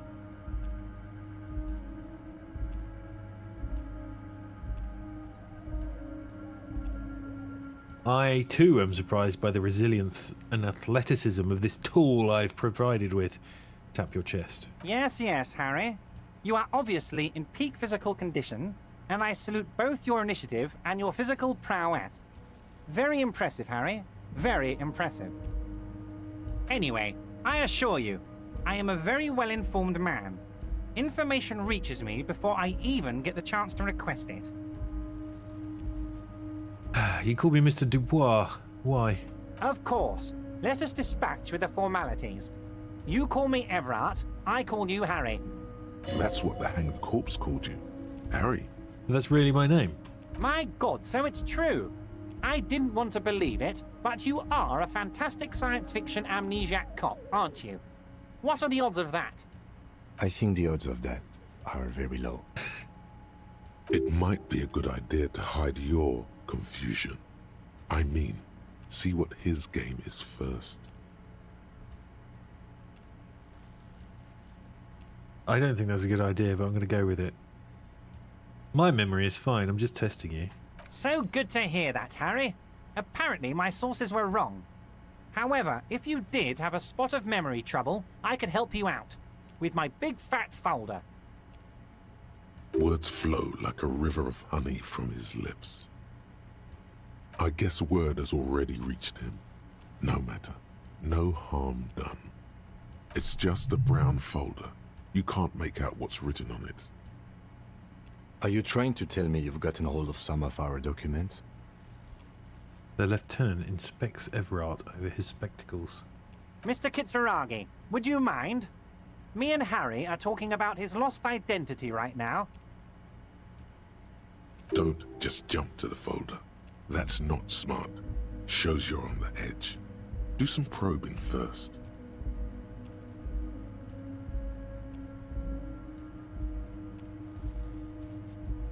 Interesting, got an 83% chance on that. I'm not going to do it.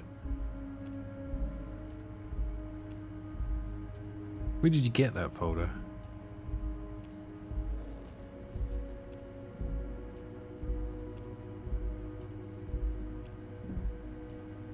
What kind of cop does it say I am? Let's do that one.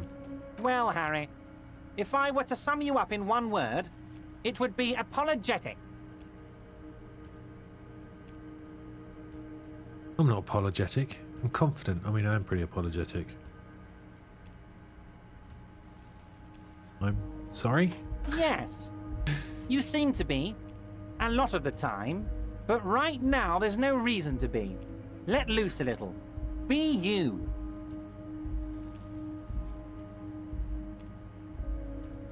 Where did you get the folder?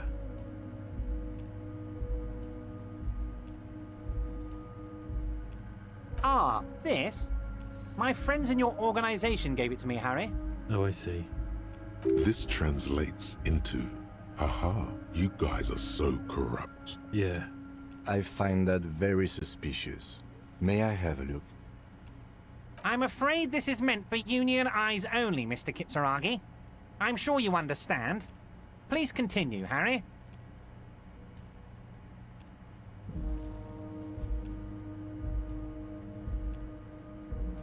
See,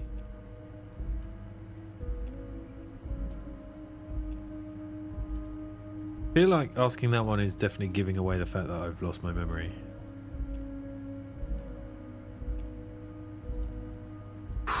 Red check, 92%.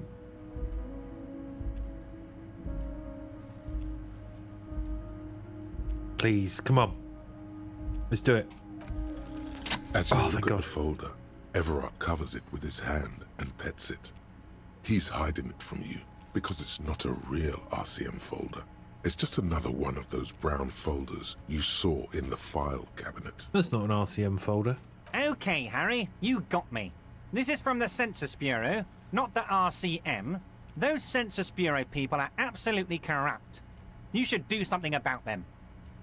He got the name from the Census Bureau, and everything else from your actions here in Martinez.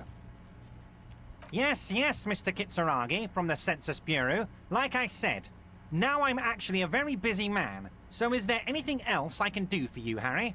Ah, here we go. That means he doesn't really know anything about you. A pity. The mystery of you will have to remain a mystery for the time being. So the Census Bureau says my name is Harry Dubois. Yes, that's what I said. Try to keep up, okay? Let's move on. I met Joyce, the company representative. Oh, that's very nice. I haven't gotten around to her yet. I'm very, very busy, you see. I hope you're getting along. One thing I want to make very clear, Harry, is that this is not some kind of union versus corporation situation. Everyone is just pals here. Just pals? Yes, we're all trying to do what's best for Martinez. Don't feel like you shouldn't work with her just because you and I are such good friends. I'm not a jealous guy.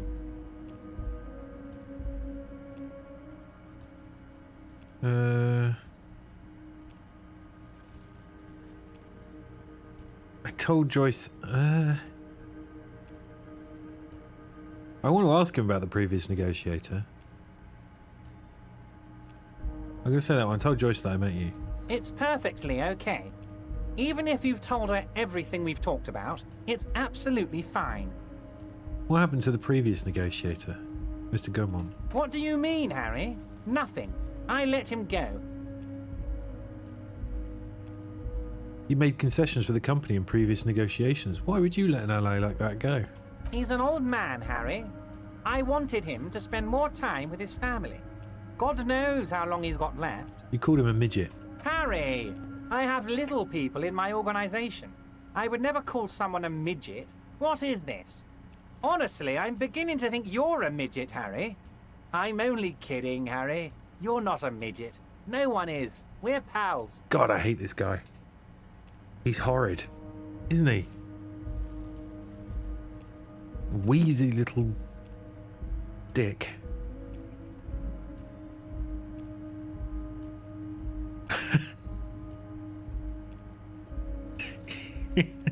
You're a midget, Harry. Very good.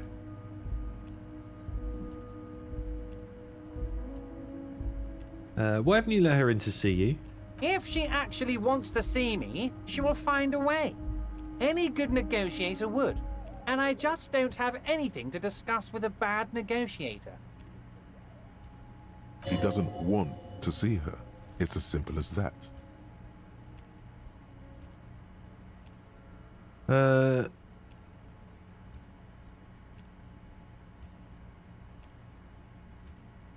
Joyce said the previous union leader vanished under suspicious circumstances. Vanished? Harry, the woman left her casserole in the oven and couldn't make it here in time for the voting. Uh-huh. Oh, did I leave my casserole on? Better go home and check. The election can wait. When she got back, the whole thing was over. Is he a misogynist as well? Wait, there was no mention of a casserole from Joyce. Funny, Joyce didn't mention any casserole. Harry, Harry, Harry. Do not fixate on this little matter. Maybe it was a rabbit stew. or a hairdryer, or an iron. The point is, her heart wasn't in it. Mine was. Yeah. So basically, look at that. Hairdryer, iron, all... Yes. Silly little woman type jokes. This particular brand of humor he has, it makes for a fine distraction. If it's spilled blood you're looking for, then there certainly isn't any in his expression or demeanor now. What does that mean?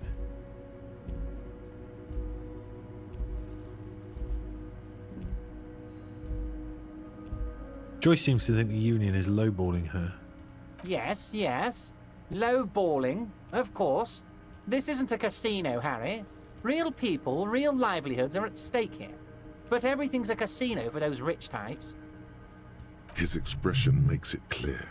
This is childish and irresponsible behavior. Oops. Talk about something else. Of course, Harry. Let me just assure you one more time. It's perfectly okay to share anything we discuss here with this Joyce. This is a completely transparent organization. I have no interest in what she is doing, but I myself have nothing to hide. Your business is your business, and I respect your privacy. Just remember, none of this is secret. Why are you talking in riddles? Tell her about all of it. My brother's picture, my singing swordfish clock. Tell her how overweight I am and how I'm helping you find your lost gun. Tell her about everything. Everett doesn't mind. It is rather interesting to tell people things about each other, isn't it? It was nice telling him about her right now. I don't... Oh, fuck. I don't even find out about what this door he wants me to open is. What's in the container that's outside your office? My dear Harry, there are literally millions of containers in this harbor. I couldn't possibly remember what's in all of them. There's something special about it. It was attached to the Gralsund crane. Harry, you smooth-talking son of a bitch. Time is a precious resource, and I don't have enough of it to count containers with you. Smooth talking. Maybe that's the way to go about opening the container. You should at least try convincing it. Right. So, with the gun, they're definitely hiding it. They've already got it. Surely they've already got it.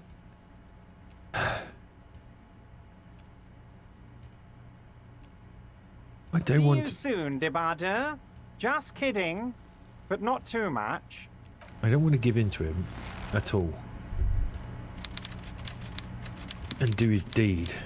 Maybe I'll have to. I don't want to. I'm going to try and find something else. Right, when's my thought coming up? 2 hours, okay.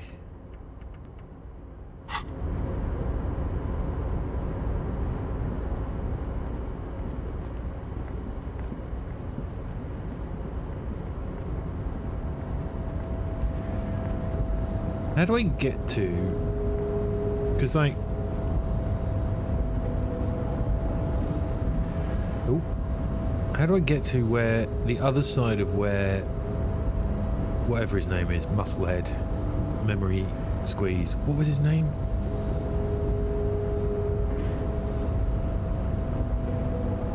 The big guy. You're back before the cargo container. Its drawer has not lessened since you were last here. If anything, it seems to have grown slightly.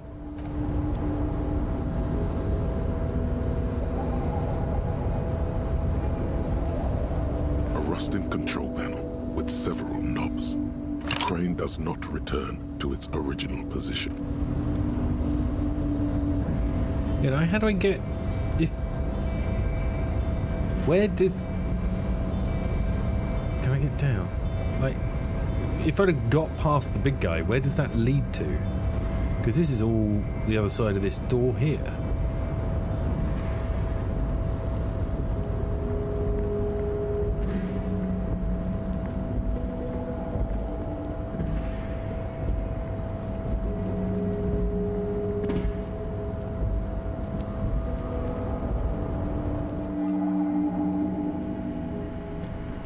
Let's go and talk to the lawyer lady.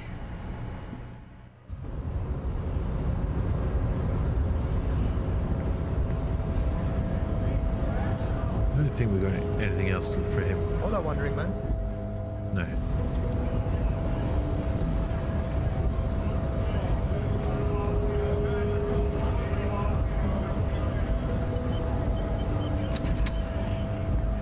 Should we hand in our bottles while we're here? Every little helps. The tear machine, your bottles clunk. £1.40. Nice.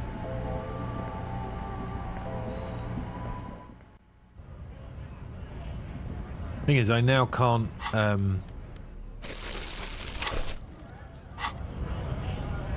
thought I did have the. Oh, I wonder if we talk to this guy. What was I going to say? What was I talking about? Oh, I can't sell the. I had the ball was worth like 20 quid. Looking for something? Found this mug in the trash. Yours? Oh man, that's great. Look at that guy go. I haven't seen anything that funny in a while. Is it yours? God damn. Thanks for that, but no, it's not mine. He doesn't live in Martinez. What argument? What was that argument all about? It's about biological determinism, natural law, the sorting of the races.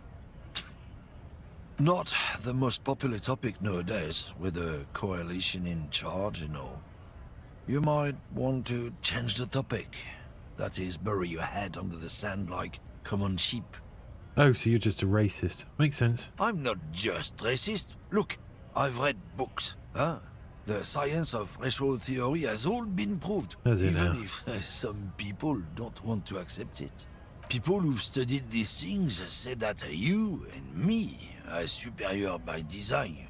So, naturally, we Occidentals should be in charge. Obviously, you can see the merits in that. Yes, I can really tell you're a prime example of superior design. Open your eyes. Haven't you noticed something different lately? An unfortunate downturn, maybe? Huh? When members of the superior race cease to believe in their innate superiority, they stop competing for resources.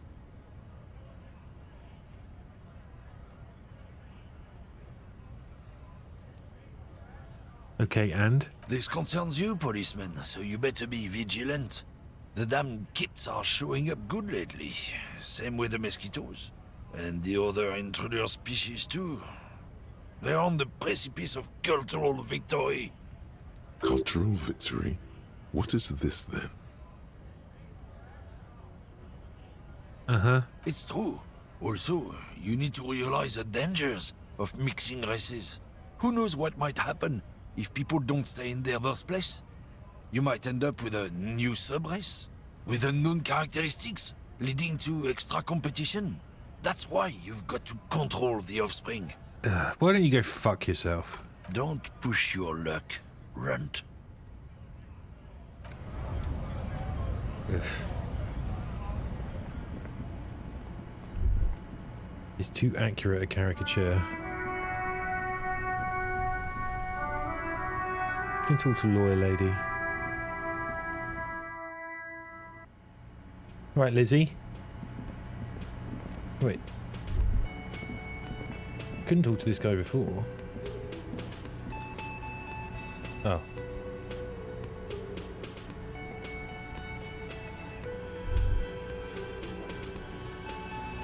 Hold on a minute.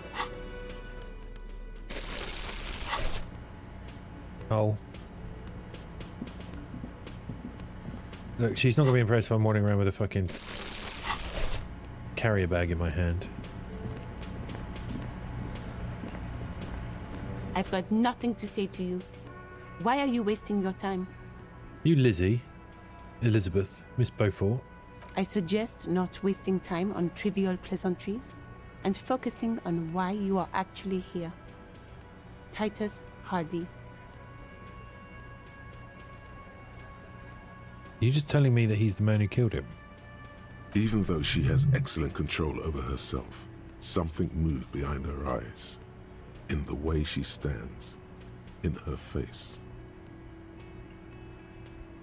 Easy. Easy Leo told me about you. He likes to talk a lot. You are not here to chat up the legal counsel. You are here to question these men. What are you going to do to me? What are we going to do to you? The Union isn't going to do anything to you. It is not a crime syndicate. It is a labor organization. Uh-huh. Goddamn right it is. If anything, it is the RCM who do things to people. But we digress. What if I want to talk to you, not Titus? What you want is of no significance, officer. Don't test your authority. In Martinez, you are no one. I wanted to go down the... There was another option in the Beaufort questions, wasn't there? I suggest not. Even though she has excellent control over herself, something moved behind her eyes. In the way she stands. In her face. Hardy, not yet. I had another question. No. Talk to Titus.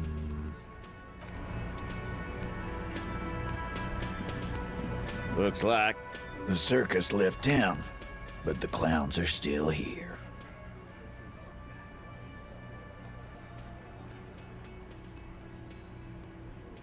Man hanged in the backyard. Did you do it? The pretty boy. You guys really love talking about that pretty boy. Funny, but my partner and I have a serious matter to discuss with you. I have spoken to the dead man in a bizarre occult vision.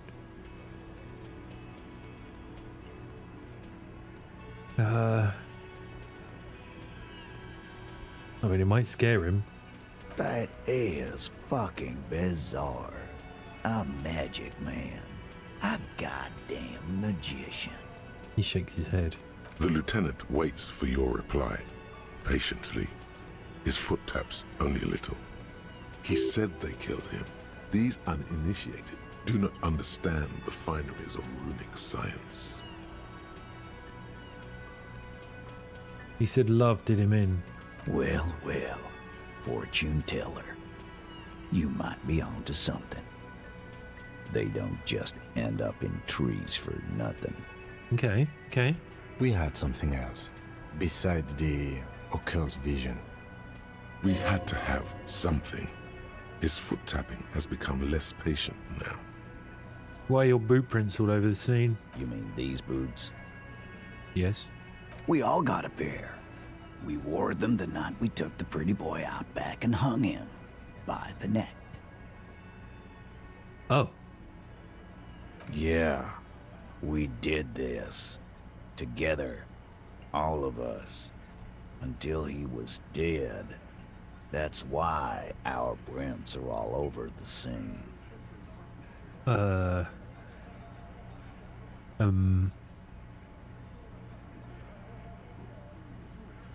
So you just confessed to murder? Goddamn right. No. These 7 honest men have equally come forth. They told you what happened so that you don't waste any more of your time. What's going on? All 7 together. They're diluting responsibility. It's an anti-arrest tactic.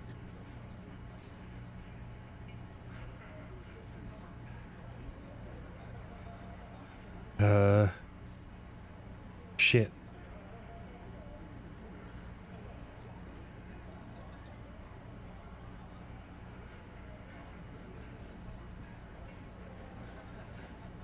When did this hanging incident occur? Like, why? Why did you kill him? Why? 'Cause he was worthless mercenary scum. And he stepped out alive in my town. So he was a mercenary. That's it? And he stepped out of line. He repeats, jaw clamped shut like a vice. What kind of mercenary? The kind that shows up when you start a strike. The experienced kind, too. Had Cohoy and Semenine written all over him. Ex-Oranese Special Forces. A live grenade? Right here in our bar. Ah.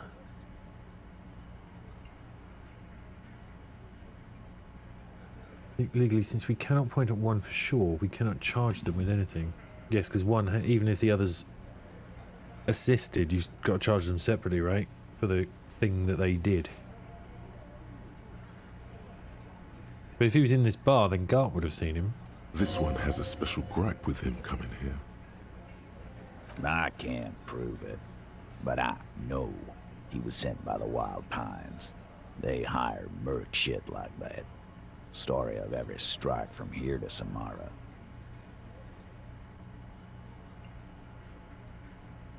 How do you even know he was in Special Forces? Cause one night, he walked straight up to the mic and said, I'm RNE's goddamn Special Forces, and I'm gonna fuck you all! Okay. Really? Yeah, really. Had a gin and tonic up there, sang some RNE's paratrooper song, and said he's gonna fuck everyone. We couldn't believe it either, but he fucking did, right there. Like some kind of animal. Sire, the tale is true. This is a serious violation of the karaoke code. Karaoke code. Besides crimes against karaoke, what did he actually do wrong? Wrong? He harassed women, raped one, harassed workers, threatened to kill some as a warning. From rape to harassment to threats of violence. Why the strange de-escalation?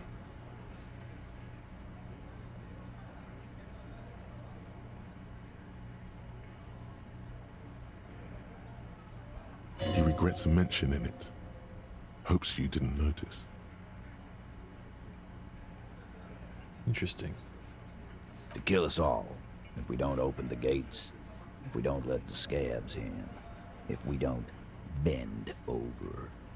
And that was before he started coming here.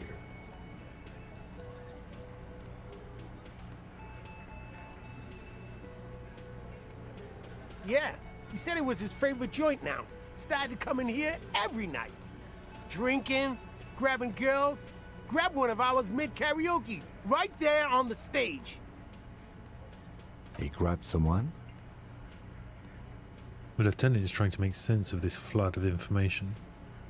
Yeah, this girl's on the mic. A beautiful girl, young. Gets into the second verse of Lover Lake. The fucker grabs her legs, starts screaming. Show me your cunt! Why don't you show me your cunt? Then, he gets knocked on the head with a wine bottle. Doesn't even fall down.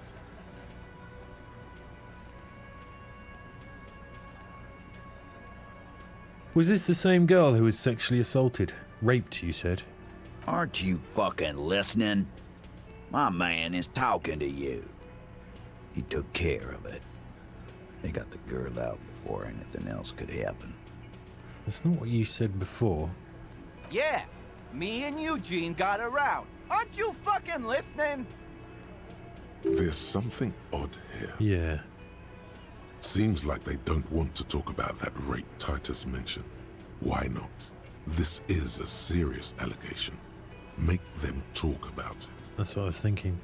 Who did he rape then? This is a very serious allegation. No.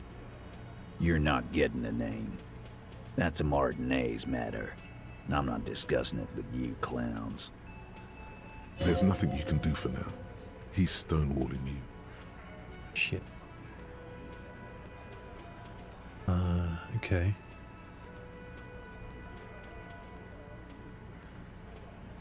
How did you kill him? We hanged him up by his neck until he got real still. Wasn't that obvious, copper? Didn't they teach you anything at the cop school, idiot? The autopsy showed there were no ligature marks. His hands were not tied. Can you explain that? Look, I'm not gonna play 20 questions with you, capo. I'll say it again. We killed him. Huh.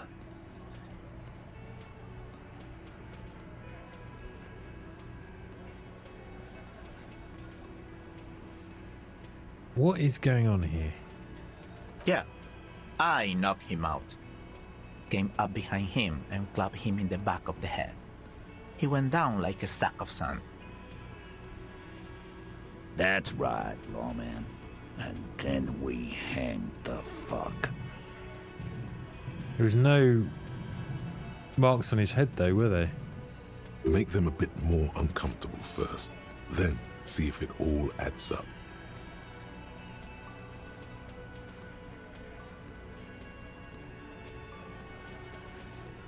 Mr. Tats, what did you use to knock the victim out? My fucking elbow, Copper. Samaran boxing style. Samaran boxing, or Sambo, is an eloquently violent set of one-on-one fighting moves originating from the Samaran Isola. Sambo style implies stealth, cleverness, and cool. He may be lying, but he's good at it. No twitching, no rushing, no uncalled for details.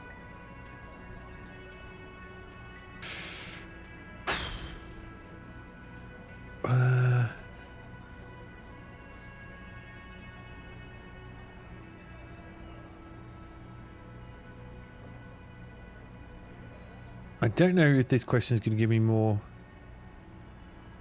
Where did all this action take place? I'm going to ask it. I want to know. Right fucking here. Eugene already told you that the fuck had started coming to our bar. Yeah, man. Weren't you listening? Yeah. Let's go for this roll. Here goes. Titus thank God. Is solid as a rock, and so are a few others. But who's cracking under the pressure? This one. He's sweating profusely and has difficulty breathing. They smartly kept him out of the conversation thus far. Definitely the weakest link in the chain.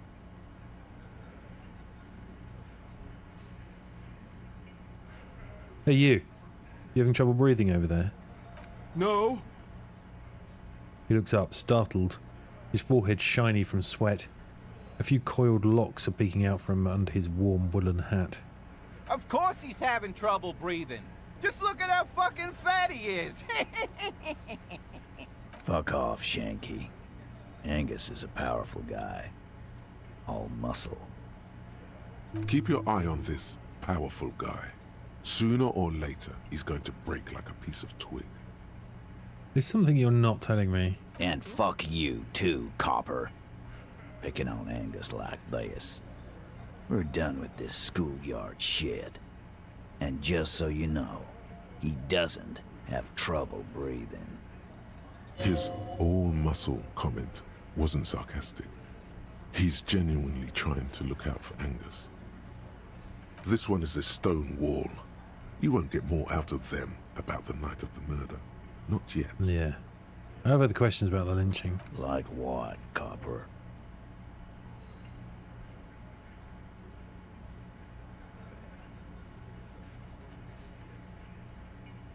No remorse? How many people have you sent to the Shays? Ever felt remorse for them?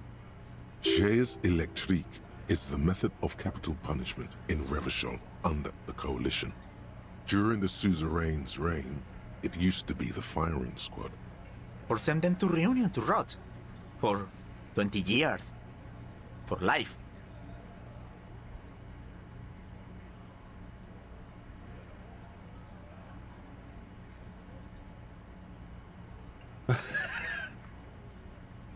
I'm really tempted to say that. I drink so much I can't really remember anyone.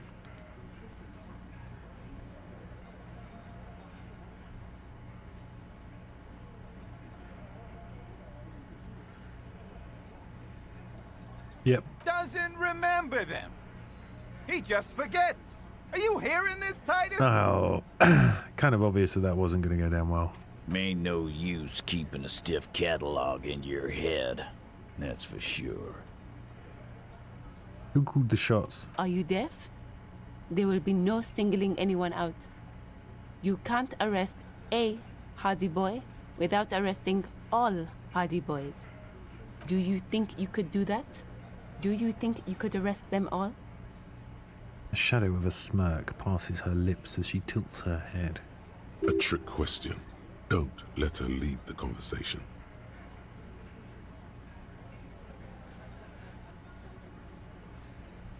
No, but address Titus. No, but seriously, who calls the shots around here? Who do you fucking think does?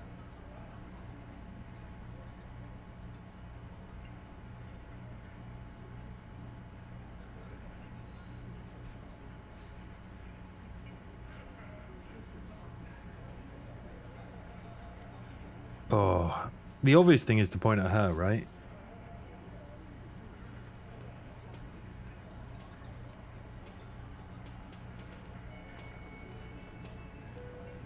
But then if we say something like the 8th Hardy boy, the one who's missing, you might go, well, it's not Bill. Certainly not Bill. And then we've got a name. I want to say Elizabeth.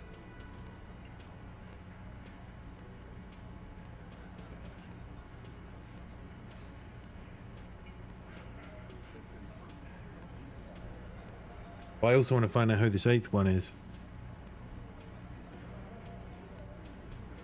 Titus, no one was thinking.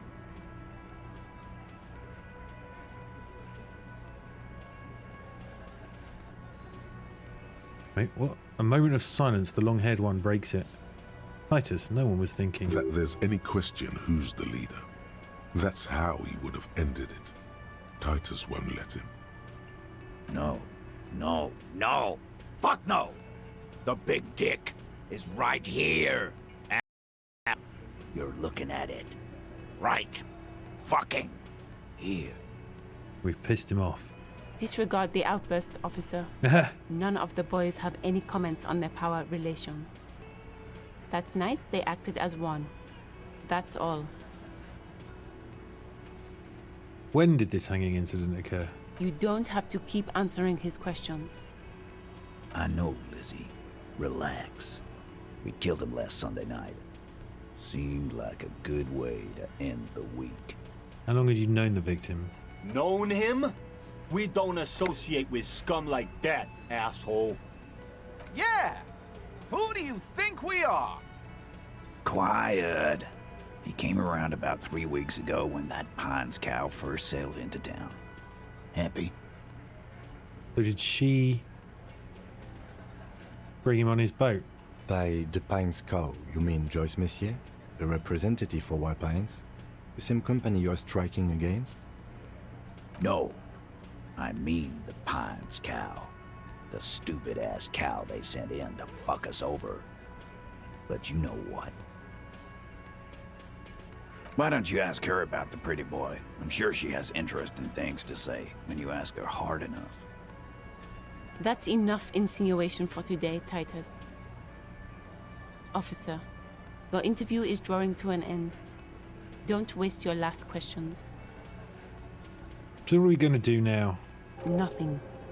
Your investigation here is done. Leave Martinez, go back to your stations where you belong. I think we're going to stick around, thanks. Some things don't add up here, Titus. I've done this job for long enough to know that people don't just confess to third-degree murder. Even if it is a group responsibility, we're going to look into this. Good luck with that. You've heard everything a rent-a-cop is gonna hear from us. Real law officials. You're lucky you didn't get a beating. You take off now.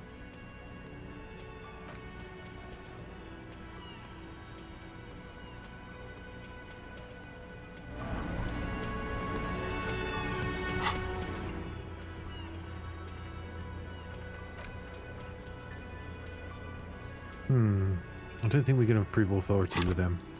Oh, I've got a point. Right. Give me 1 minute. BRB.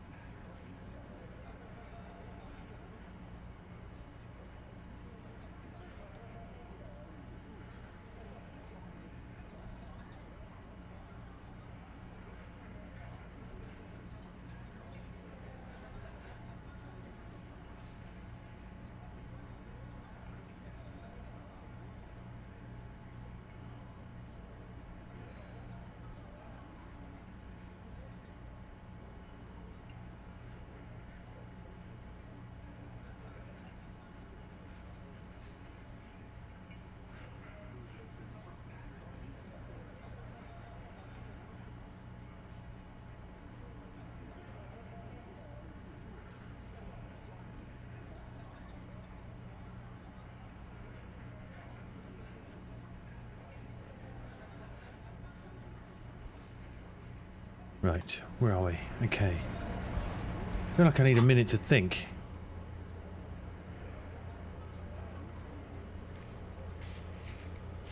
We have got a skill point to spend. How is our thoughts coming along?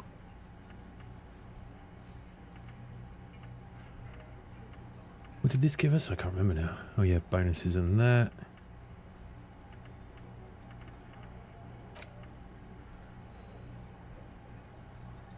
I feel like that one would be a good one to internalize. So maybe we should unlock another. But I don't want to spend skill points on that could be spent in here, right?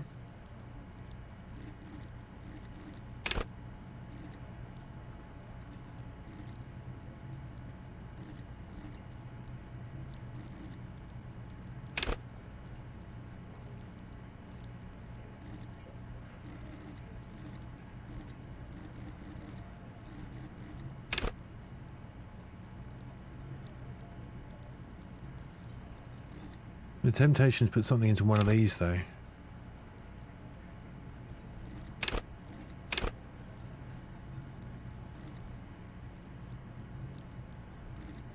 Although, we can save the skill points. I want to talk to him about this dude that was hanging out in the bar. Can I help you? Another thing. Great. I love those, Oh. yes. Of course, we've got the phone line being out as well. That's weird. Hello, dear. I didn't notice you. Let's go. I just want to have a look around this place a bit more. Is this lady still here? The door is closed. There is no answer. You hear the shower being turned on. Somewhere inside. A tremendous loneliness comes over you. Everybody in the world is doing something without you.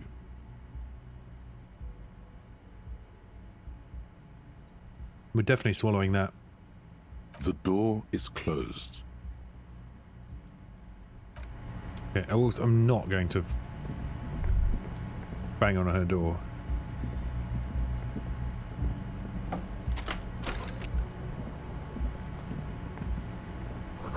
Kim tries not to look at your broken down bathroom door.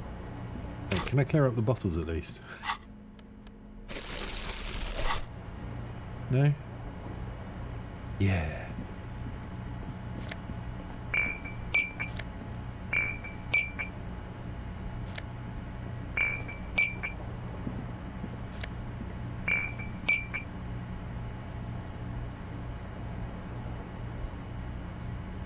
You try and fix the old thinger again.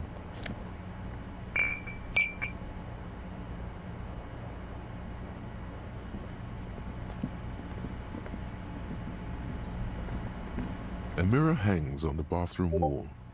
Oh, I can't do that. Your face, adorned with the expression.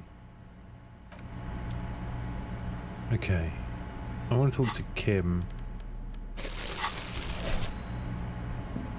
Yes? Okay, maybe not. Kim also tries not to look at the pile of taped viscera on the carpet, or the weird suitcase on the hat rack, or the potted plant dying in the corner. But it's all just too morbid to ignore.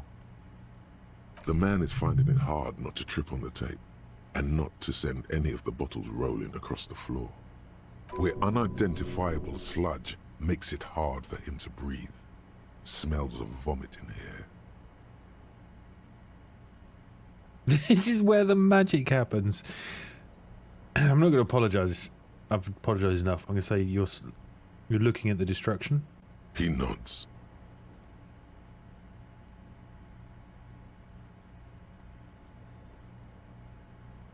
Or should I say sorry? Fuck it, say sorry again. No problem, officer. You'd like to leave, yeah. Okay.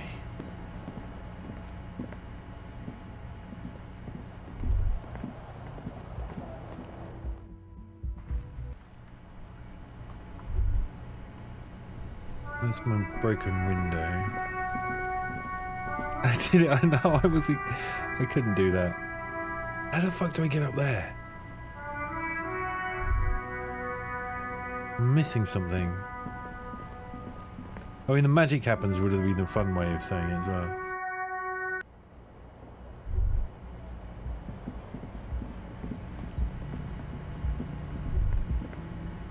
I feel like there will be more than enough. The door is closed. Still no answer. Still nothing the lieutenant gives you. He doesn't like where this is going. Okay. I don't want to upset Kim. He's my friend.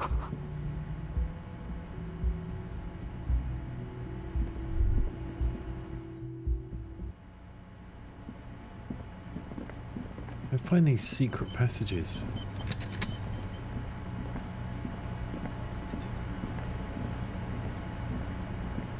Have I got the pry bar on me? You see a heavy steel door with a prominent. The door does not. It's a pretty shit pry bar though, isn't it? You see a heavy steel. The door doesn't. Okay. Wrong button again every time.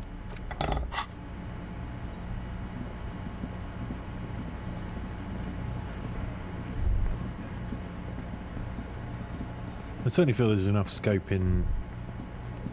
Well, I'd hope so in the voice lines, etc., and people's reaction to you to be able to play this through again as a complete dickhead. I mean, he is quite a lot of a dickhead. What's the check I need to... Do I want to go for... Fuck, does Kuno care? Empathy. Do I want to put another point into empathy?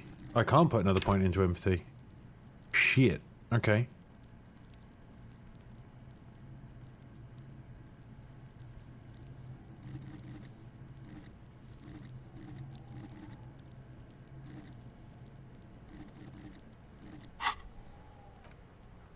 I really wanted to pass that check. Kuno doesn't... We had a stupid high percentage on that and it still failed.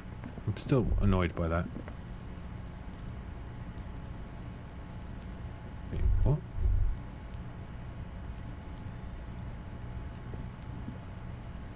Oh, I can't get in there.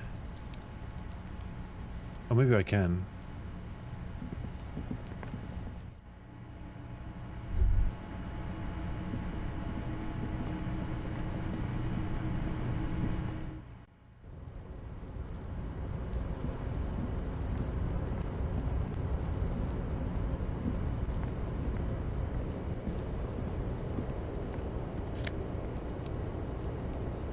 Card.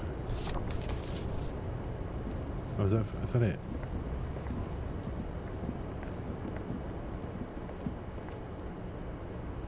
What's that? Woo.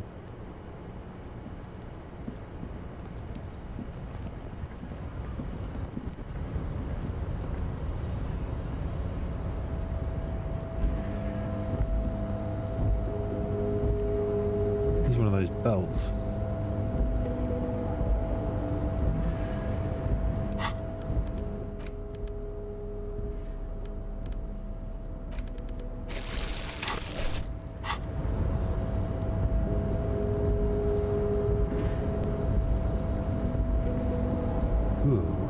Glitchy. There were a load of bottles up here before. Where are they all gone?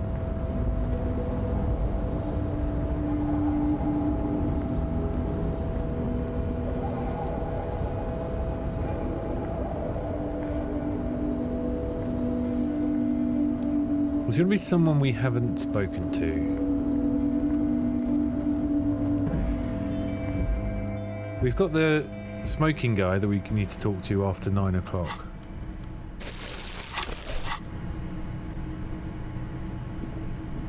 Let's check our book.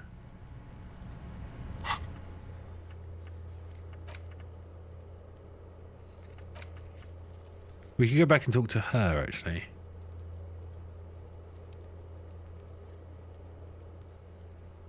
Although we need the badge. Find speed and sniff it.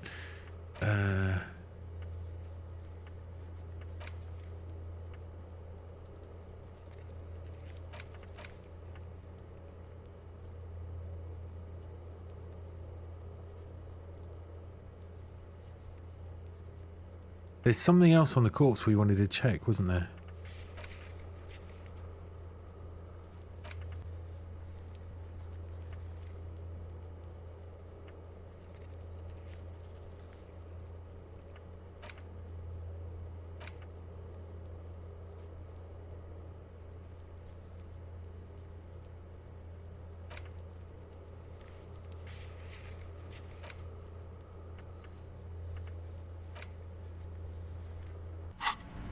Okay.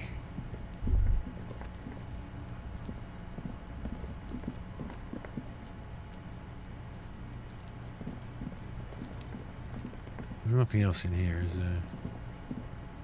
The trash containers. The smell of rotten food rises to greet you. You see soggy cartons, dirty rags, and organic waste. Right, there's The nothing container there. sounds a muffled gong.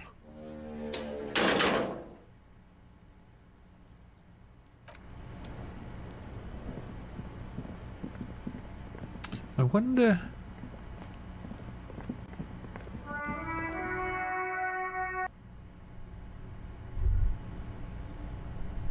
Now Only the red cable is plugged into the breaker box, while the black one lies. Okay. This orange machine is dead still. It has a hand-cranked ice The ice cream around it churner, is slowly melting. You slip your fingers under the frozen lid. If you want to try again, then you need to... Equip the pry bar by going to the Tools tab in your I can't do that while I'm in From conversation.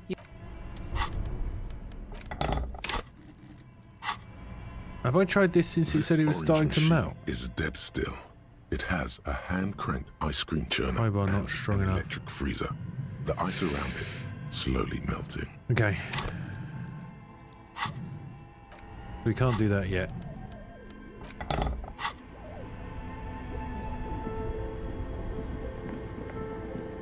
Now, what I was wondering is that they said that the Whirling in Rags was part of this business district or whatever. A few bricks have fallen off, revealing a compartment behind the wall. It's too dark. Seems like an old bunker from... It means there are firearms. He likes this find. No, okay. Nothing new there. Yeah, I was just wondering if maybe there was a passageway from here across to the Whirling in Rags, but I don't think there is anything.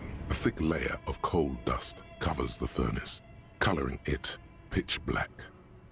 Kim, what is this thing? Is it a furnace? Looks like it. Looks like an old central furnace used to heat the building. It's connected to the chimney. No one has used it in ages. No signs of any recent fire. Only dead rats. Smear your hands with coal or kick it with your foot. I don't want to do either of those.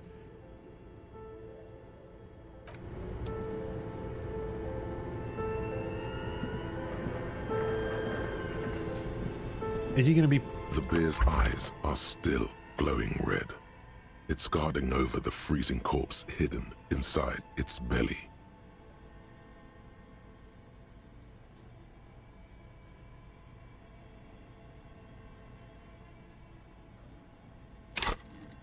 We put the extra point in perception? We've got a spare point. Let's do it. 42%. White check.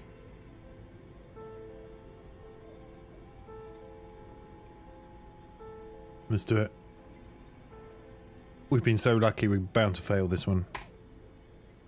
Wait, what? Oh. What? We have to come back. The bear's eyes are still glowing red. It's guarding over the freezing corpse hidden inside its belly. Here goes. Oh. You touch the dead man's body. Fuck. His skin is cold, light blue and silvery in the light. It'll come to you sooner or later. At least he's safe here until then.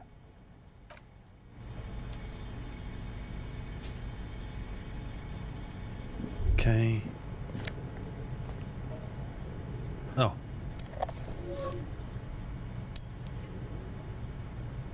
Free morale boost though. Yes? No, I was trying to click the stairs.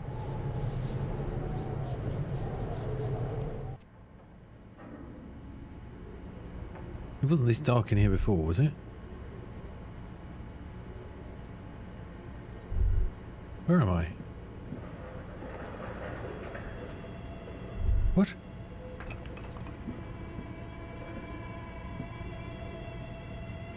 Why can't I click on anything?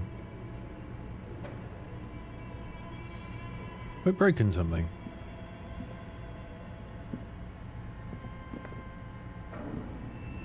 Can't move around the room. Try that again.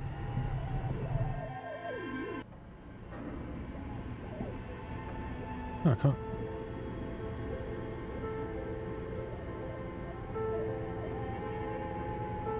What is happening? That's weird. It's not letting me walk around up there.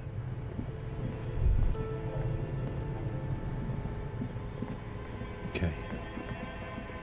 How do we get out? Around here.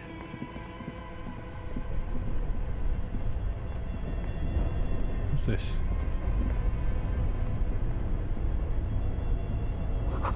A cellar window, people's feet shuffling by on the street.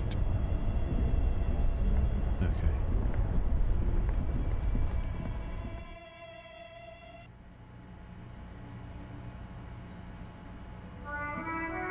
It's weird that I can walk around up there.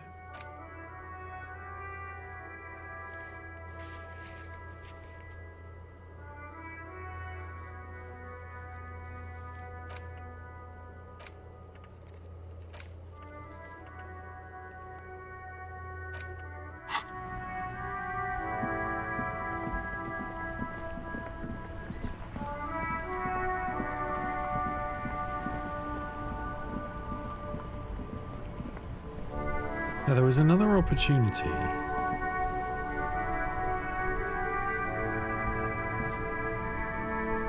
Or rather, another place that we were supposed to examine tyre tracks.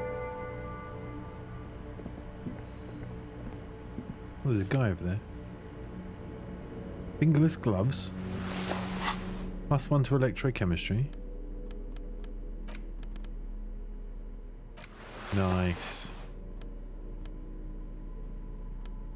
Very stylish. Okay, so there's an area here we've not had a look at, and a dude.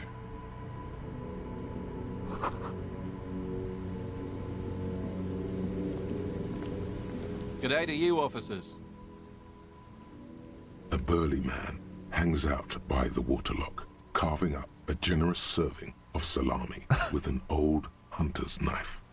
His eyes are fixed on a man stranded on the other side of the waterlock and on an enormous billboard that has fallen down into the canal between them.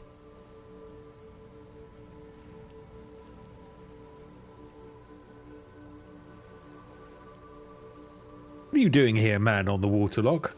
My friend Barry the Butcher is stuck on the other side of the waterlock. I'm keeping him company and eating this salami. Oi, oi. From the corner of your eye, you see a man in a yellow shirt and grey overalls waving at you from across the canal.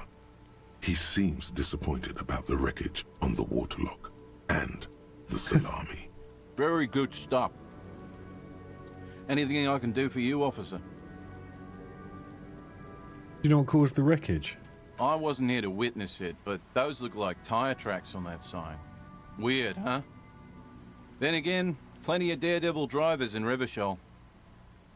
And we had tyre tracks and a smashed fence up by the corpse. Too bad it also takes a year and a day to repair anything around here. Especially a waterlock. The rest of the coast is closed off till then. Do you know what's further down the coast? Well, there's the fishing village, an abandoned fish market, a bizarro church. Not much use to the congregation, though. There always seems to be something wrong with it. Yeah, not really much else. Just bombed out ruins. I'm not going to ask for the salami. Alright, bye. A couple of indicator lights are missing from this control panel. Loose wires dangle from the now vacant holes. In the middle is a lever, Beneath it, a small metal plaque. This panel usually closes the waterlock, turning it into a bridge that lets you cross the canal. But there's a crashed Samar and Butter sign in the way. Pulling the lever probably won't do anything. I might have a go at it. I don't think it's going to do anything. But I might come and have a look at that in a minute, once we've had a look around.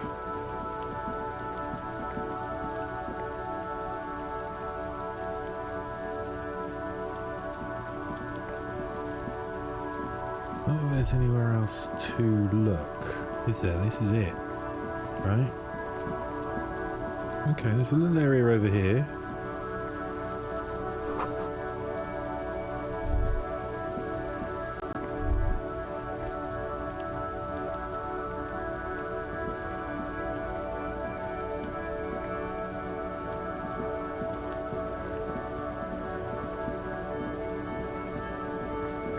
See, now if we go over here,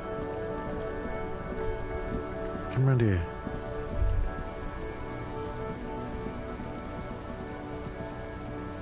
Can I get up here? Oh.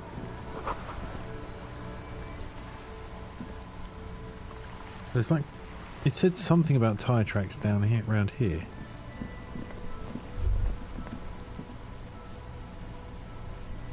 Look, there's tracks there. Right?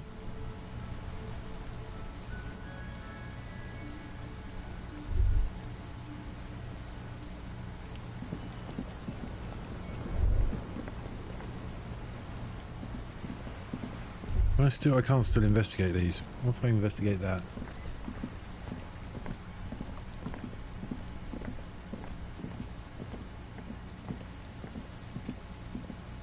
The tracks are as they have ever been. A bit more worn, perhaps. Fortunately, the street sweeper still hasn't noticed their presence. I'm not sure. There are plenty of traffic accidents waiting to happen in... You could follow the...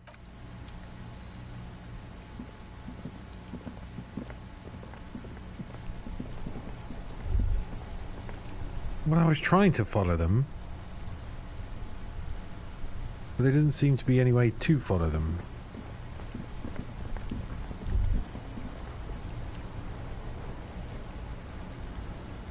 Right, who haven't we talked to? Well, I might need to go up north again, not north. We get Stuck north. in the rain in a traffic jam, man. What's on your mind?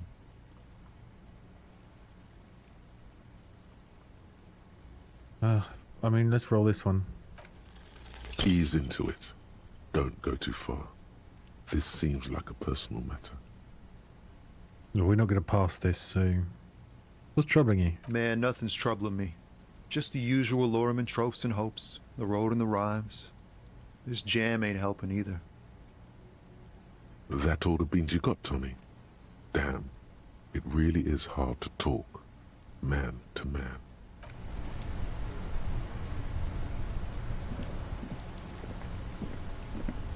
How do I pull the lever?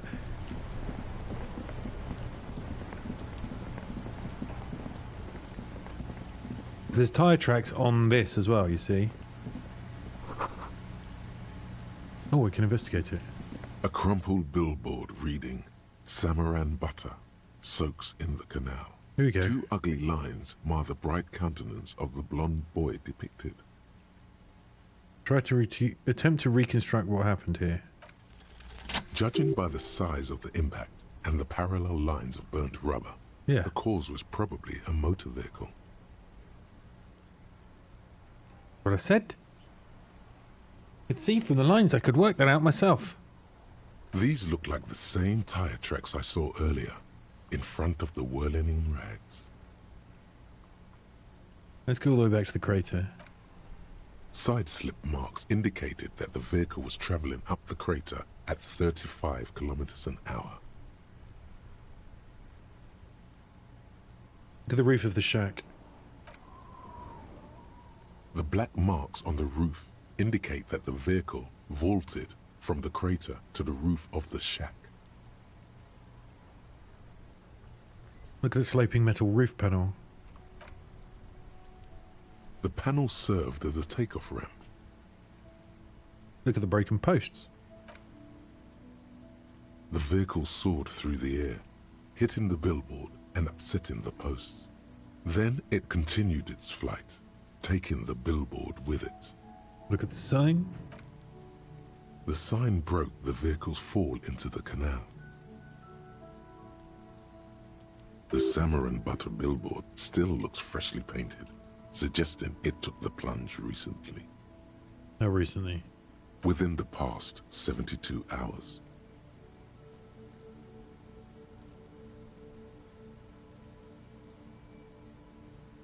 So, after the murder, look at the opposite bank. Still speeding, the vehicle made a loop and vanished into the fog along the coast. What was the model of this phantom vehicle?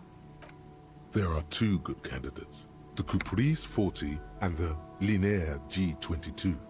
Why the Caprice 40? It's about the right size, and the tire marks look like they came from the skinny tires frequently found on that motor carriage. The Caprice 40 is a very popular model, with bank clerks, topping pie delivery drivers, secondary school teachers, cops, strippers dressed as cops, undressed strippers. Why the Linéaire G22? Very sturdy but light motor carriage. More likely than most to survive that jump. The Linéaire G22 is not a particularly popular model due to its peculiar proportions, which the manufacturer's design team probably thought about for too long. What now? You'd have to follow the tracks to be sure. Okay, leave. The lieutenant looks on, waiting for you to wrap up your analysis.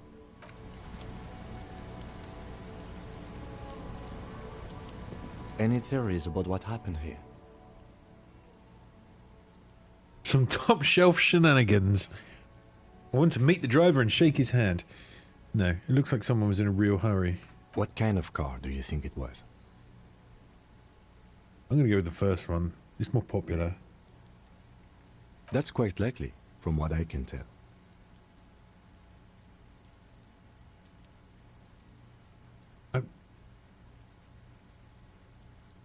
I don't have any ideas who it might be.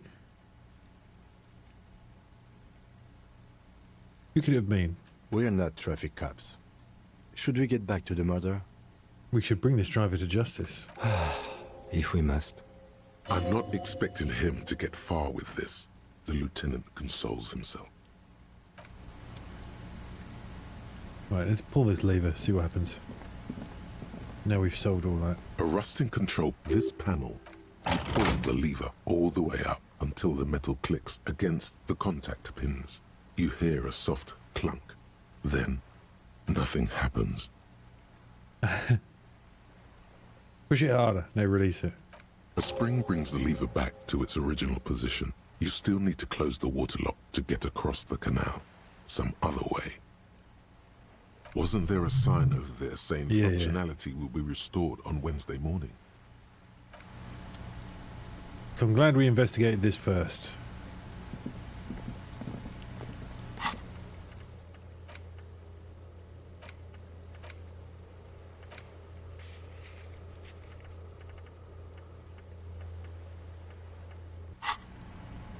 What time is it? 3 o'clock in the afternoon. I don't need to go and sell anything because I've got my my 20 quid for the night, so that's okay.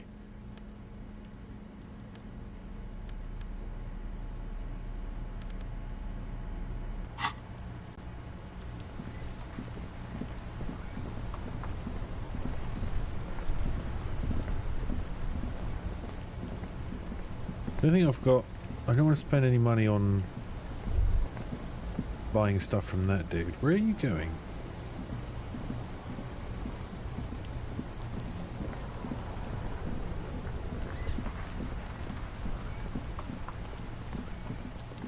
I do wonder if he's worth talking to Everard. Now that we've spoken to Titus and everyone.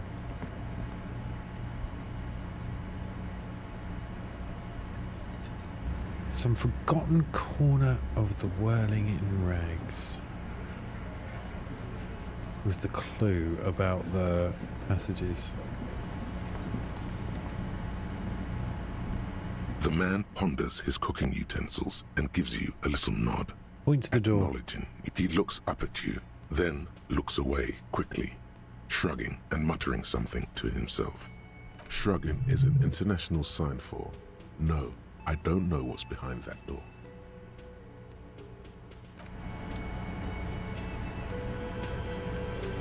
God damn it, how many get behind that door?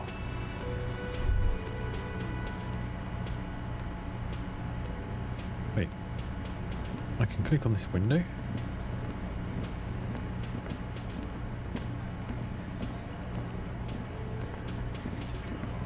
Behind the dockworkers, a ceiling height window. The hawthorn branches scrape the glass like bony fingers. You see 2, maybe 3 bushes grown into a single thicket over a period of circa 50 years. It takes time for a hedge like that to form. It's not time yet. +1 for mysterious door seen.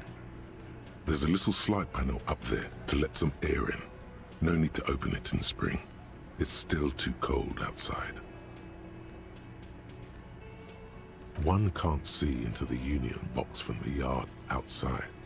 That hawthorn is too thick. Interesting. So that's something that needs to happen at a certain day or a certain time.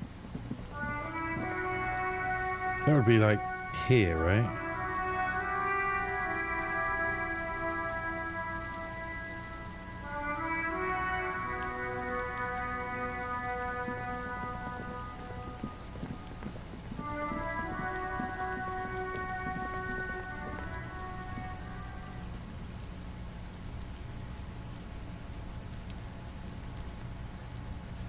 If I'm here, can I just walk,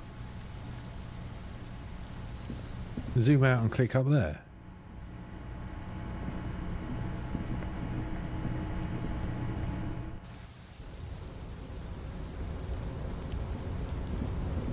Right, because we can walk to here. No, I wondered if you would just walk through a door that was here somewhere. How the fuck do I get up there?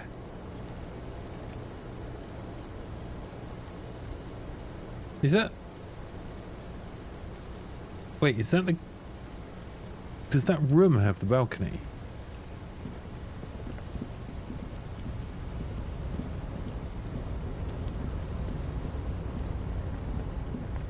I'm gonna have to piss Kim off here and just try that girl's door.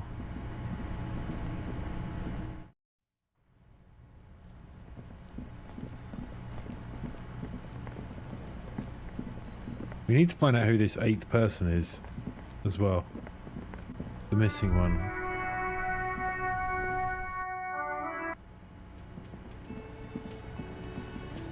Who were very clearly the ones in charge. Who was very clearly the one in charge, and it's upset Titus. That anyone would suggest otherwise. The door is closed. Still nothing. The lieutenant gives you. He doesn't like where this is going. This door can only be opened with a key or from the inside. Okay.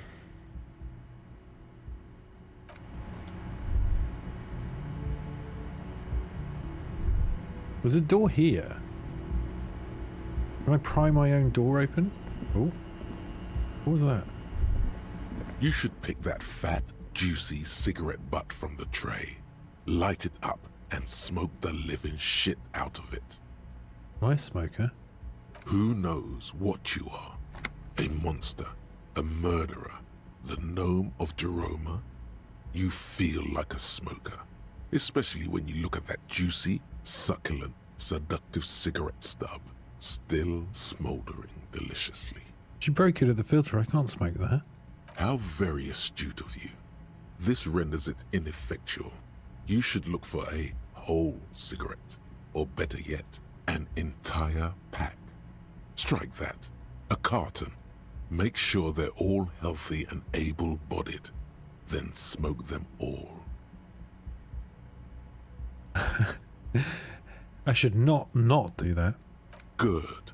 They'll make you stronger and better. You're too old to be cool now. But find cigarettes, smoke them, blam. Instantly a cool renegade man.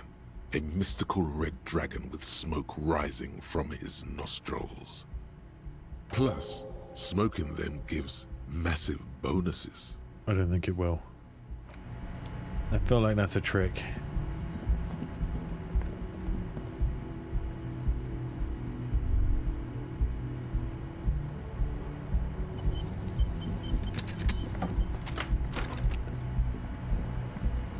I can't do anything with that.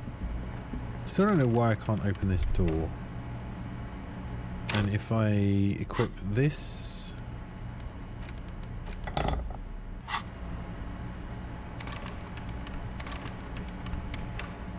Oh, I think I know why I couldn't walk around in that place now, by the way.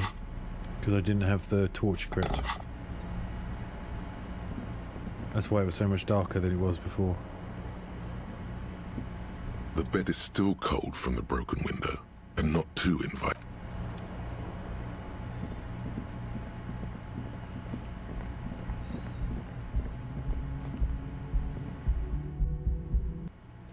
Okay, let's go head back towards the apartments.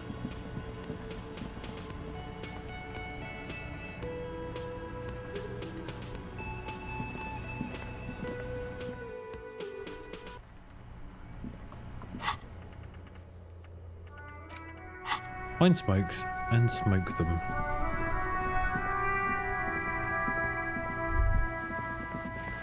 What was that? This book appears to be erotica, but without actual erotica.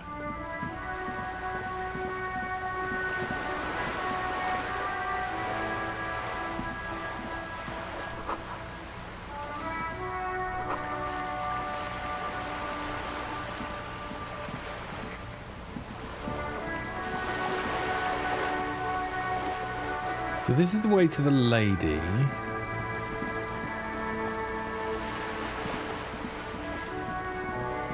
We get in the apartments that way. I believe we can get them that way.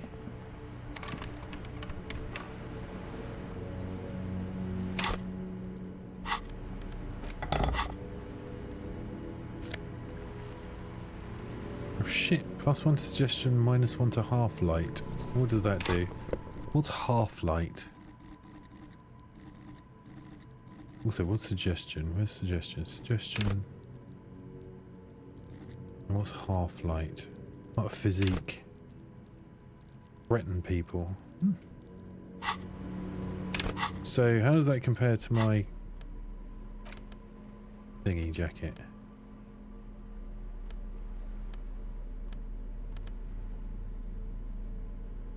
Which is giving me +1 to Esprit de Corps and +1 to Shivers.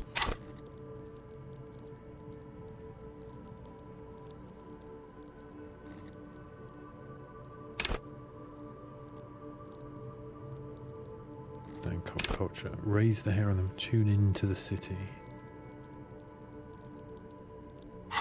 Kind of useful. Both of those, to be honest.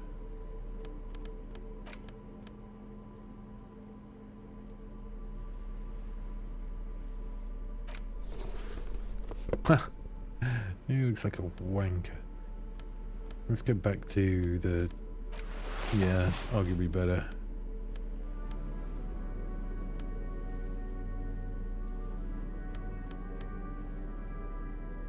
-1 to reductions. -1 to savoir-faire.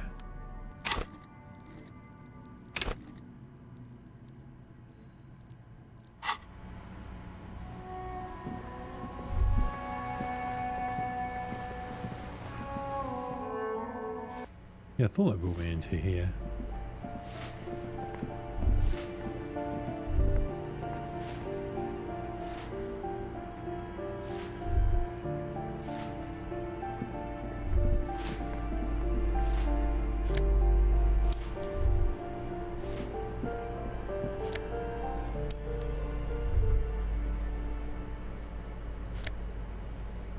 Postcard. You hear someone walking around inside, rearranging the furniture. The number on the panel says 10. The walking stops abruptly, but no one comes to the door. Sounded like a woman. A woman's shoes. A poor communard from the looks of it. The room is barely bigger than a closet. Oh, that was the wrong voice line. Who is this? Demands a female voice, wary and tense. This is the police. Open up. I don't want that crowbar in my head. have to open the door? You hear the clacking of heels again as the other side walks right up to the door. Her tone is now getting a defensive edge. Do you have a warrant? I'm not obligated to open the door if you don't have a warrant. Let's go. We don't have a reason to get inside that apartment. It's generally easier to do things if you have literally any reason.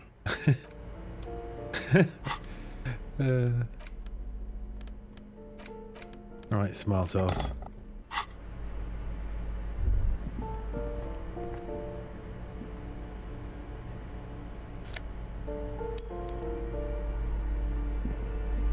This door has been closed with a padlock. A chalk-drawn number on the board says number 11. No reply. We break in? All my chances. This door has been closed with a padlock. A chalk-drawn number on the board says number 11. It has got the communist thingy outside. The shackle snaps like a twig, and the lock falls to the floor. We have no reason to do this. Kim is going to be really pissed about this. After you, detective.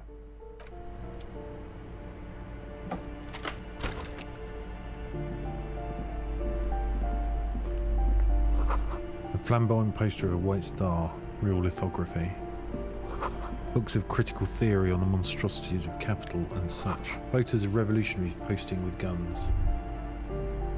That Mazov. A plaster cast bust depicts a middle-aged man with impressive sideburns. The name on the plinth reads Kraz Mazov. Honestly, he does kind of look like you after all.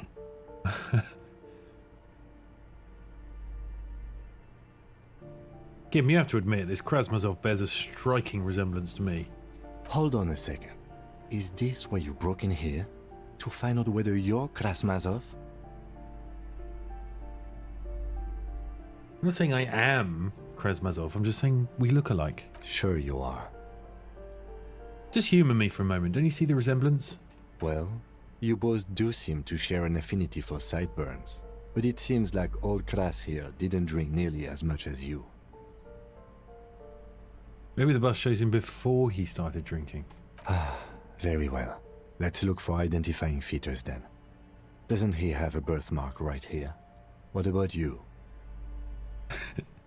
I can't tell. I can't see my face. All right, but here's the big thing. Krasmazov looks Samaran, and you don't. I'm part Samaran myself. Okay, you win. Be Krasmazov then. I don't care.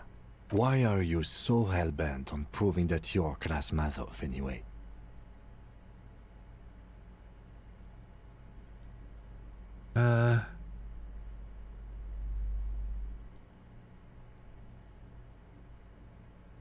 Because actually he wanted stability and incremental progress, and so do I. I think you have misunderstood who he was, but... if you say so. Why does this tenant have a bust? The White Star, the photos on the wall. I think we have broken into the apartment of a young communard. How fitting. Right, you didn't need to do that. Oh. Revolutionaries love to pose with their guns. A bullet. And a jacket.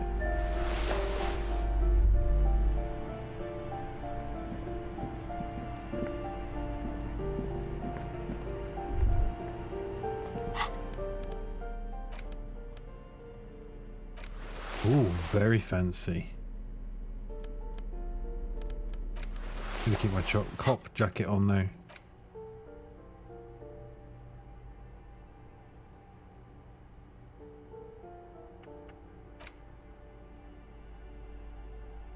That's what's taking forever. It can't be in-game time. That must be IRL time.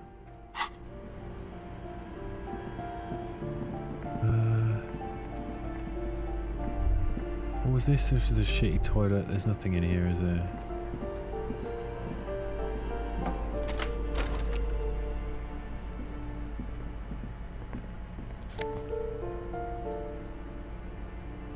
Booze.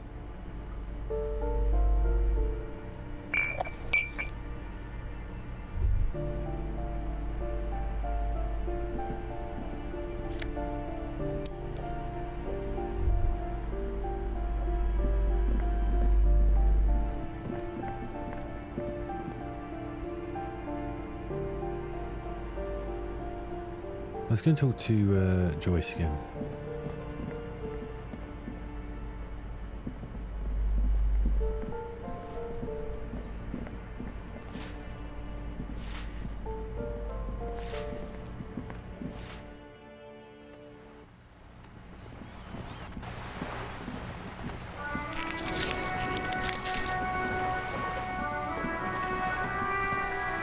Right.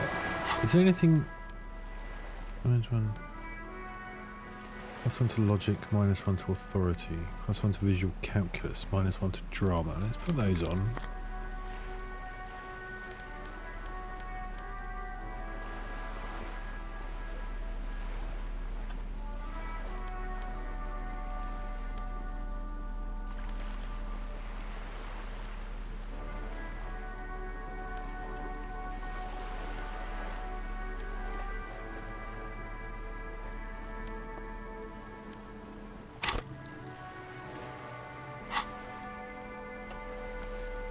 Take those out of our hands. I don't really want to threaten her with chain cutters in my hands. You're back.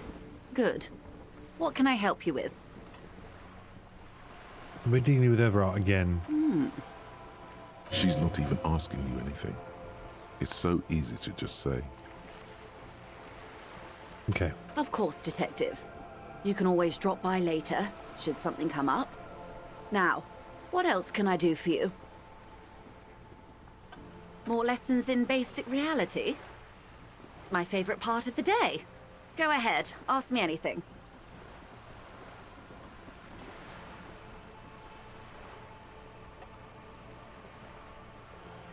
Did I go through all of these? We're in Martinez. Oh, shit. Martinez, you would be Sorry. excused for not knowing about. I would be happy What to. times are these? Here we go. Let's go to the next one. Preposterous. These are unimportant times, Detective.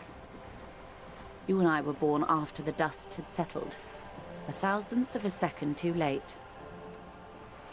Too late for what? For the big time. What's the big time? The revolution. Ah, what is this revolution I keep hearing about?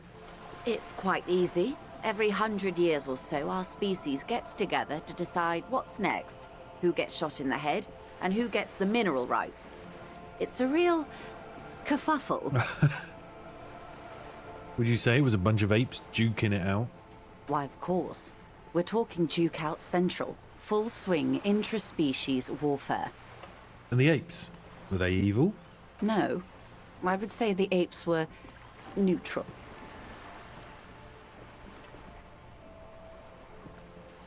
Okay, neutral. On the other hand,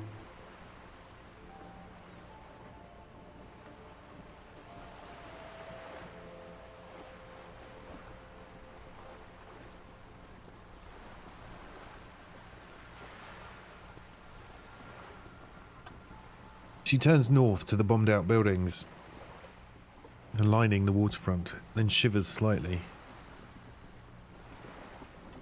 Who got shot in the head? those would be the communists. Generally speaking, 40 million people got shot in the head during the World Revolution.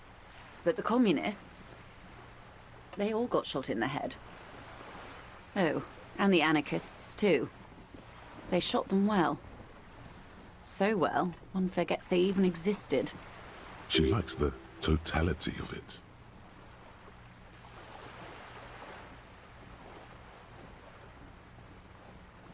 I'm not saying...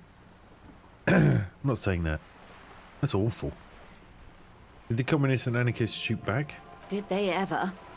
Before they got shot themselves, they shot 2 million people. There's a tragedy. Yes. The Red Deluge. The Insulindian Deluge, they call it.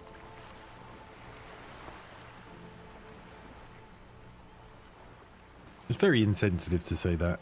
Let's go with anyone else got shot in the head on the opposing side. Oh, lots of people. Even the king got shot in the head, or thrown beneath a horse, or drowned. Accounts differ. It was unceremonious. Just as well, he wasn't actually the king. Just the king's nephew.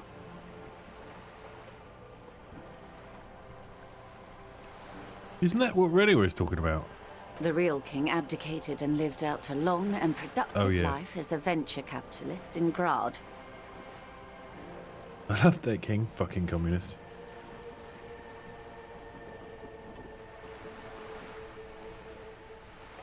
Cowardly king.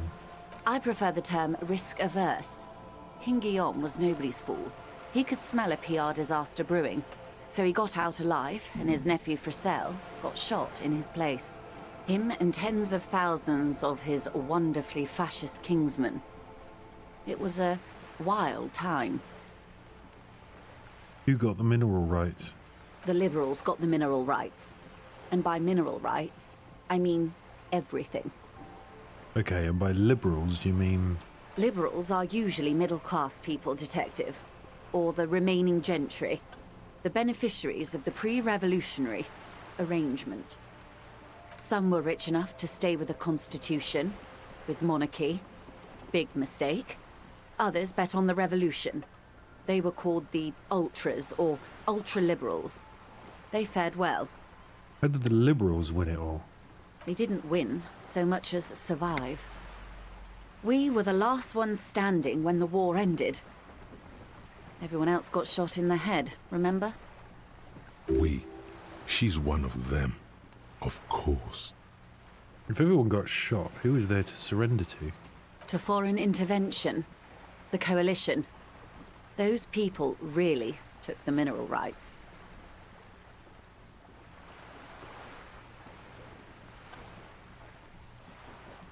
Wait, you just said the liberals already took everything. The liberals took everything that wasn't nailed to the ground. The coalition took the ground.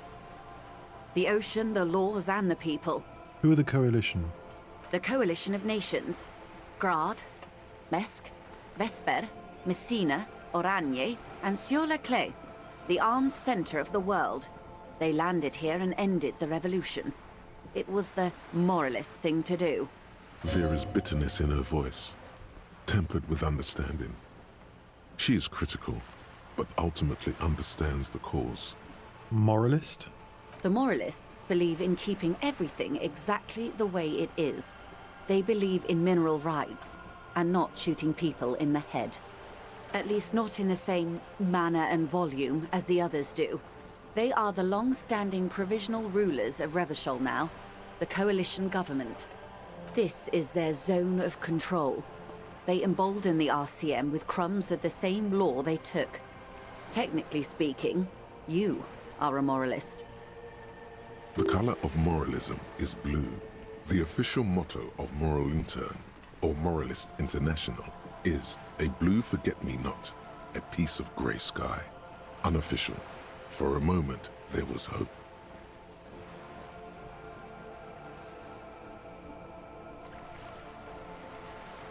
Avoid picking the option that doesn't commit to anything, then hell yes I am, and also not.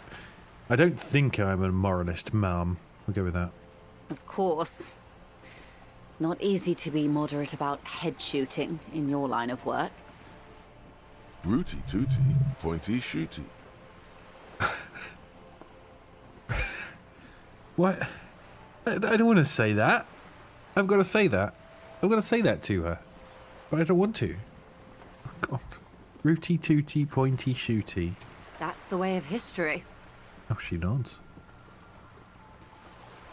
When was this kerfuffle? The turn of the century revolution? Don't answer it. It's a trick question. The revolution began in '02 on the Isla of Grad, though by the end, nearly the whole world have gotten involved. Yeah, he does come up with some crazy things where you don't have the choice to say no.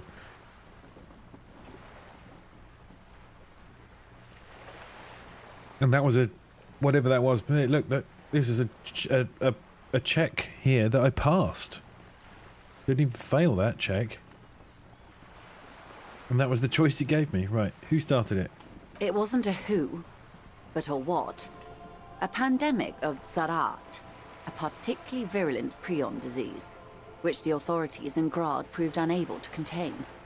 Then Marzolf came along and overthrew the government. What did this Zarath do? It made people overthrow their governments. Wow, really? No. No way. Indeed. Zarat is a highly infectious microorganism that destroyed brain tissue. The actual causes of the revolution were material. The pandemic only provided the spark. Where did it spread from there? From Revachol and Grad? Not far. The world managed to cauterize itself. Marzolf's government was overthrown in '08, and the coalition crushed the Revachol commune 2 years later. It was the end. What came next? Why? You and I, officer. Our lives in the zone of control. What is the zone of control? A city-state divided into free market zones under the everlasting interregnum of the Coalition of Nations. And you, of course, the citizens' militia. The clatter of typewriter keys fills the main hall of the reappropriated silk mill. Precinct 41. Chad Tilbrook presses enter. Outside, Officer Elfboy Williams slams the door of an armored motor carriage. The zone of control is the third incarnation of Revachol, after the failure of the suzerain and the commune.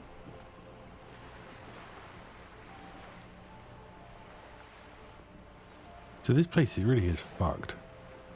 What happened in the rest of the world? Modernity. They developed the marvels of the inter-eslary communication. Telematic milieus, radiation, colored plastics. Meanwhile, in Revachol West, the aftermath continues for the 5th decade. 51 minus 8 equals 43. This thing has been like this for 43 years. Time flies. What have we been doing all that time? The 20s saw a decade of urban war, west of the river leveled, offshore platforms in flames. Still, it's regarded as an improvement on what came before. 08 to 19 was simply hell. And after that? The 30s? Things settled down in the 30s. Revachol East transformed itself into the world's largest tax haven, with the international community's blessing. For the first time in a long time, it seemed like things were going somewhere. All that untaxed income must have fueled the new. That can only mean one thing. That's when they discovered disco. Yes, and quantitative easing. It was a market mirage, unfortunately. The 40s dispelled it. An Isla-wide hangover, you might say. So, here we are. Welcome to reality, baby. Oh, nice. New skill point. For her to be where she is, Wild Pines Group must have picked the right side. Which side was Wild Pines Group on? They picked the winning side. That's why they're here, and others are not. They chose wisely. Perhaps it wouldn't have turned out that way had I been in charge. I might have bet on the king and led the Pines to doom. You would have sided with the king? I would have sided with the cannons. If you'd seen the calibers of the things, you might have too. Perhaps it's better I was born when I was. 10 of the 14 Indo tribes got it wrong. Feld, Kupri, Tricentennial. So I suppose I would have been in good company. What would you have done differently? Good question. What would you have done differently?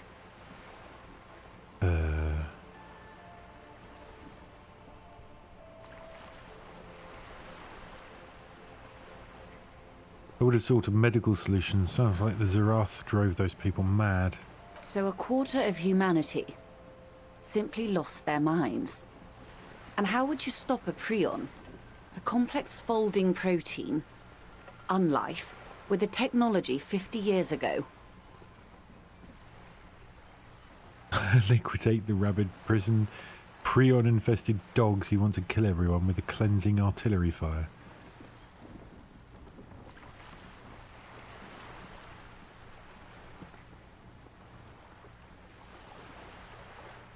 Maybe it's impossible. Yeah.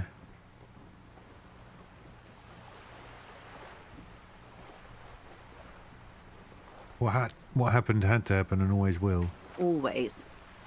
That's the can't-do attitude that truly defines late modernity. You may prove a modern man yet. Opinions expressed here do not reflect the official position of the RCM.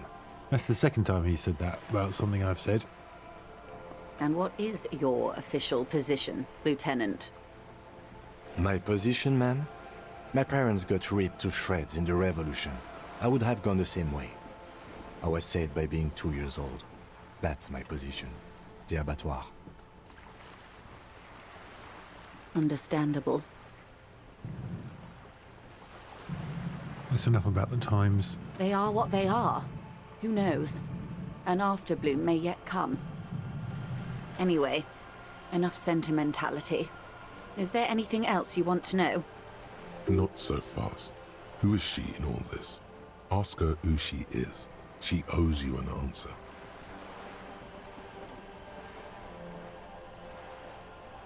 I want to know what you are. She won't maneuver her way out of this one. Say nothing. I am the vilest of the vile. A traitor, a devourer of nations and infants. I am an ultra.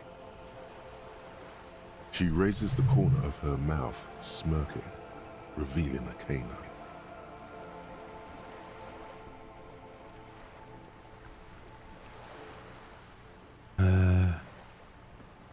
Dios mío. A liberal. No, I don't understand. What's so vile about that? Haven't you heard? I am a nether creature of the Forbidden Swamp. One of those who pushed the king under a shit wagon and betrayed the revolution. I can see you thought I'd gone extinct. No sane person identifies as an ultra-liberal anymore. I didn't think anything. I don't know Not anything. in broad remember? daylight. You're a centrist at heart. A real moralist. Tell me, now that I've uncoiled myself, do you find me frightening? In her green eyes, you see a mixture of truth and self-satire. Decades of guilt and pride.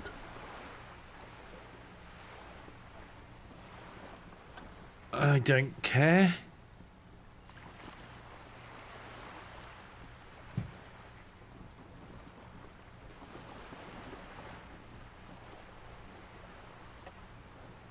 You that don't care. A fitting punishment. To be forgotten, if not forgiven. Save a prayer for us in our chateaus on Ozon and in Stella Maris. When the dust settled, the liberals were the only ones left to clean up the mess. By virtue of their survival, they were handed enormous power to shape the future. This was all our last generation managed. Would you have done something differently? With due respect to our overlords, the eternal caretaker government that keeps Martinez a monument to the efficacy of its artillery, I would not have relinquished sovereignty to the Coalition. Not here in Martinez, and not in the Stella Maris or Delta Beachheads either. If not for my own sake. She realizes her small, cold fists are clenched. She loosens them. Then for my daughters. We had an obligation to defend our sovereignty. We should have burned the whole Isla down rather than let them have it. You're a smart woman. Perhaps. My intellectual vanity will be my undoing. You're no dummy yourself.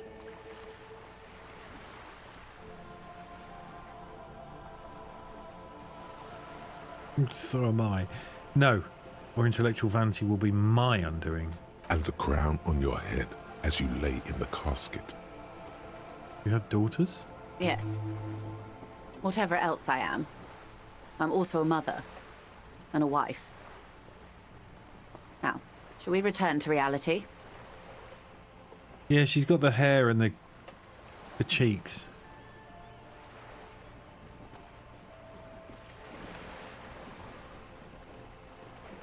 Right, I'm going to ask her about my brain and then I'm going to go to bed. It's a neurological disorder caused by a lack of vitamin B in the brain. Symptoms include a retrograde amnesia. It's quite serious. You should get yourself checked out.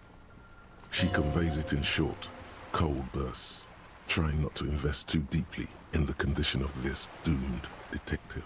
Do I need a Barocca? Is that what she's saying? In case he goes down later, souring the entire portfolio. I know you got a lot riding on me. I won't let you down. It's not just me, Detective. All of Martinez has placed its chips on your success. I pray we've all bet wisely. What causes it? Well, it's either bariatric surgery or long-term alcohol use. Oh, it's definitely the drinking. She nods slowly. What is this? A bird? A sphenicid? A flightless bird of the polar regions? I mean, what is this place here? Ah. This is the pier of Rue de Saint-Ghislain, 33A, where the tenants have been kind enough to rent me a slot. Or two. What is Rue de Saint-Ghislain, A 33A? pre-revolutionary tenement. Old buildings are called tenements, you see. And new buildings, bâtiments. After, les bâtiments nouveaux. But 33A and 33B are not nouveaux. They're old. This one used to be 8 to 10 stories tall. A real high-rise by the standards of the last century. Built to mirror the skyscrapers across the bay in the Delta. That was before the war, of course. Who lived in them? Mostly the urban middle class, I believe. This was once primo real estate, before the cannons lopped 4 or 5 stories off. Splat, splat.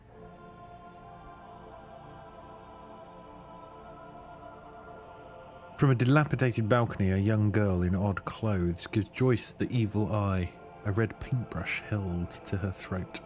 You could be wrong, but from here it appears as if she's running the brush across her throat in a soaring motion. Maybe I have to go and talk to her again. Wonderful.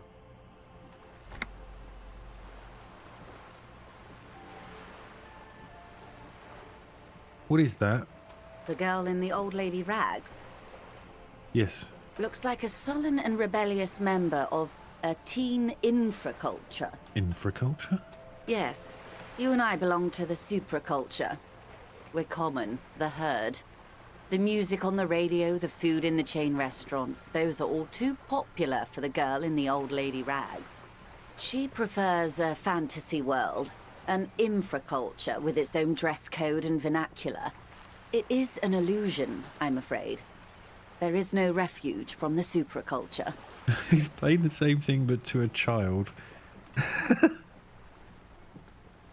mean, that's pretty easy to understand. I understand everything. Make it more complicated somehow. I can't. That's how simple it is. One may dye their hair green and wear their grandma's coat, all they want. Capital has the ability to subsume all critiques into itself. Even those who would critique capital end up reinforcing it instead. She's not wrong. All right. What next? Suddenly, you're not so sure you're part of the supraculture. I think I may be part of an infraculture. And what would that be? Disco. I can see that, yes. I dabbled in those dark arts myself, not so long ago. I assure you, it was a thoroughly supracultural phenomenon. All permeating. Downright mandatory. Nothing infra about disco, baby. Your disco? Those days are long behind me. And even in the early 30s, I would say I was more of a new girl. Disco was a minor, but still enjoyable facet of the whole thing for me. The new? The new. A cultural era. And the name of the decade it ravished, the 30s. It came out of post-revolutionary Revachol. It was ultra-liberal. It involved lots of partying, as you might imagine, and champagne-colored everything. By the looks of it, that would have been when you came of age. Now. Sounds fun. I can't remember a single thing. Wasn't it Guillaume Le Million who said, if you can remember the new, you weren't there? We've got a thought about him. That's the second time he's come up. Wait, Guillaume Le Million? Le Million? I was just thinking about that guy. Whatever happened to him? Ah, yes. This is not very central to reality, is it? I still want to know. I can't be 100% sure, but I believe he died due to complications from venereal disease. Which one? She's going to say all of them, isn't she? All of them. Yep, there we go. So you're saying he didn't vanish in a puff of stardust? I'm afraid no. But then again, one can't be entirely sure. It's all part of his mystique. Ask someone else and you may get a more champagne-colored take. Anyway, what other basic facets of reality should we discuss? Okay. I'm going Glad to to have been conclude of this for now. assistance. The little... Right. Let's come out here. What's this? We're getting reports of normal, reasonable, temperate, political opinions somewhere in Martinez. That's me, Mr. Reasonable. Someone's got to keep it sane around here. The air suddenly feels calmer, more transparent in a strangely tender way. Perhaps it's the hangover. Perhaps it's a temporary surge of serotonin. But something tells you it's time to become a citizen of the Kingdom of Conscience. First, where is this Kingdom of Conscience? It is not a place. It is a moment in time that can only arise in the right circumstances. In all of human history, it's only been achieved a handful of times. How'd you bring about those circumstances? Incrementally. Yawn. You'd get there faster with a little speed. Speaking of, when are you going to get on that, bub? History's greatest catastrophes have been brought about by people trying to make the world a better place. Too quickly. That's the genius of Dolores Day. She recognized that progress is meaningless if its gains are lost because of instability. Real, lasting change can only come about gradually, increment by increment. What about all the things that are wrong now? Tisk tisk. Just because you live in the present doesn't mean you have the right to place your needs above the needs of the future. That's a quote and a half, isn't it? You may never live to see the Kingdom of Conscience. Your children may not. Even your grandchildren might not. But that's no excuse not to keep working. What rationality? What sang-froid? I don't know what that word means. What a fucking joke.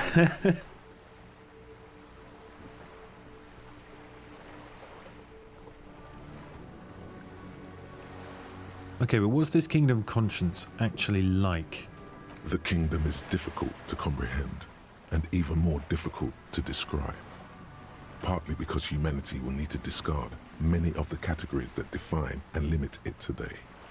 The Kingdom of Conscience is post-capitalist, post-national. It's also post-industrial, post-ideological, and even post-sexual.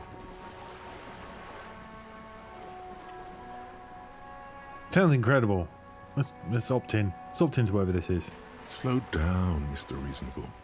Did you miss the part about compromising and taking things slow?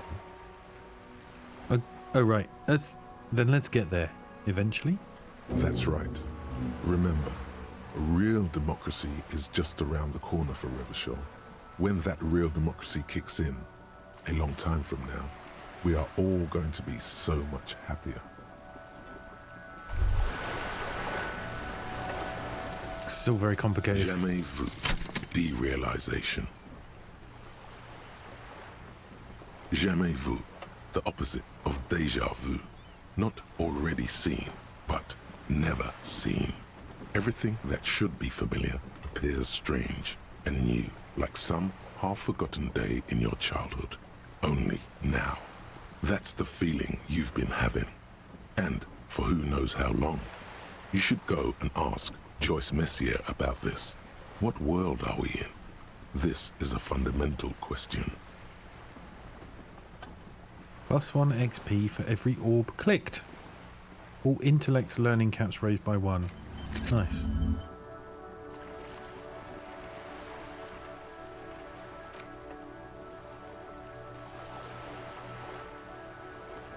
I kind of want to take that one as well. Let's do that. What was...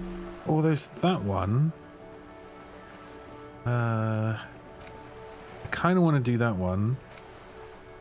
Not sure I want to do that one.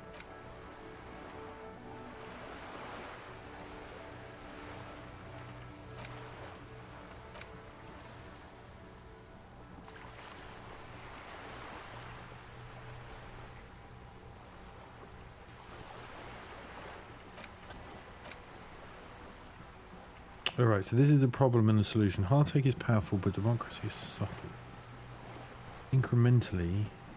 So they have like a temporary bonus or negative, but then they give you something else afterwards, which might be different. I mean, so far they've all been positive. That doesn't mean that they won't be negative when I pick them up.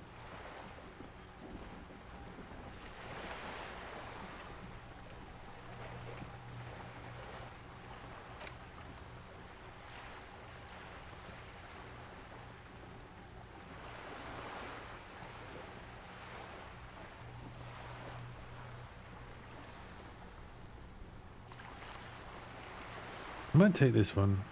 Let's start thinking about whatever that is. Okay. Still think I should take that one as well.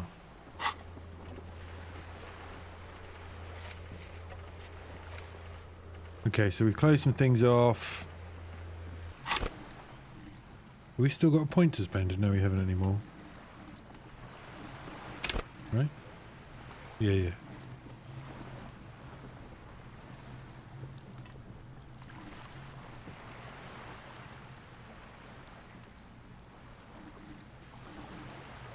Oh shit, look how many points I can put up here now.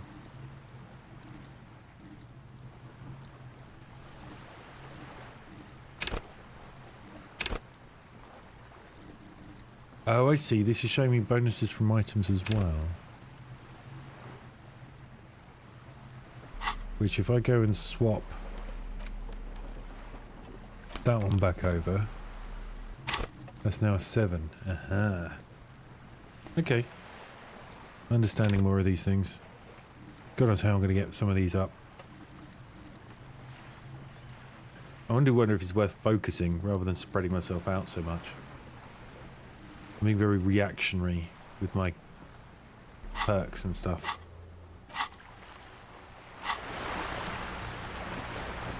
Right. How do I... Save.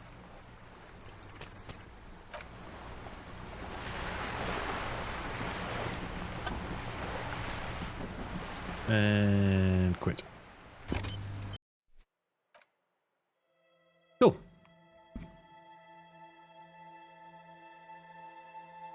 That's me done.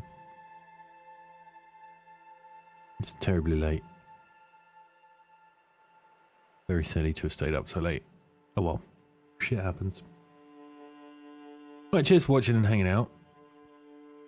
Have lovely weekends. I'll be back Sunday. more of this. I'm always very keen to play it. It's interesting to me. I realise there's a lot of talking, a lot of lore to eat, but I find it interesting picking apart these worlds. This clearly very fleshed out world as well that they've created. The original writers created.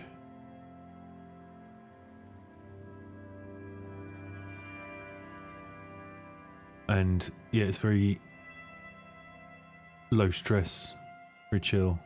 The music's nice. I have to think. It's nice. Anyway, we'll be playing it to the end, so there's no worry about that.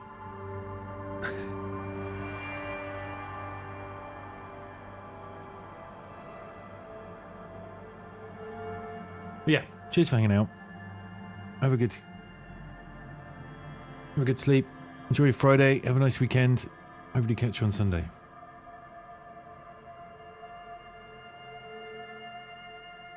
Good night.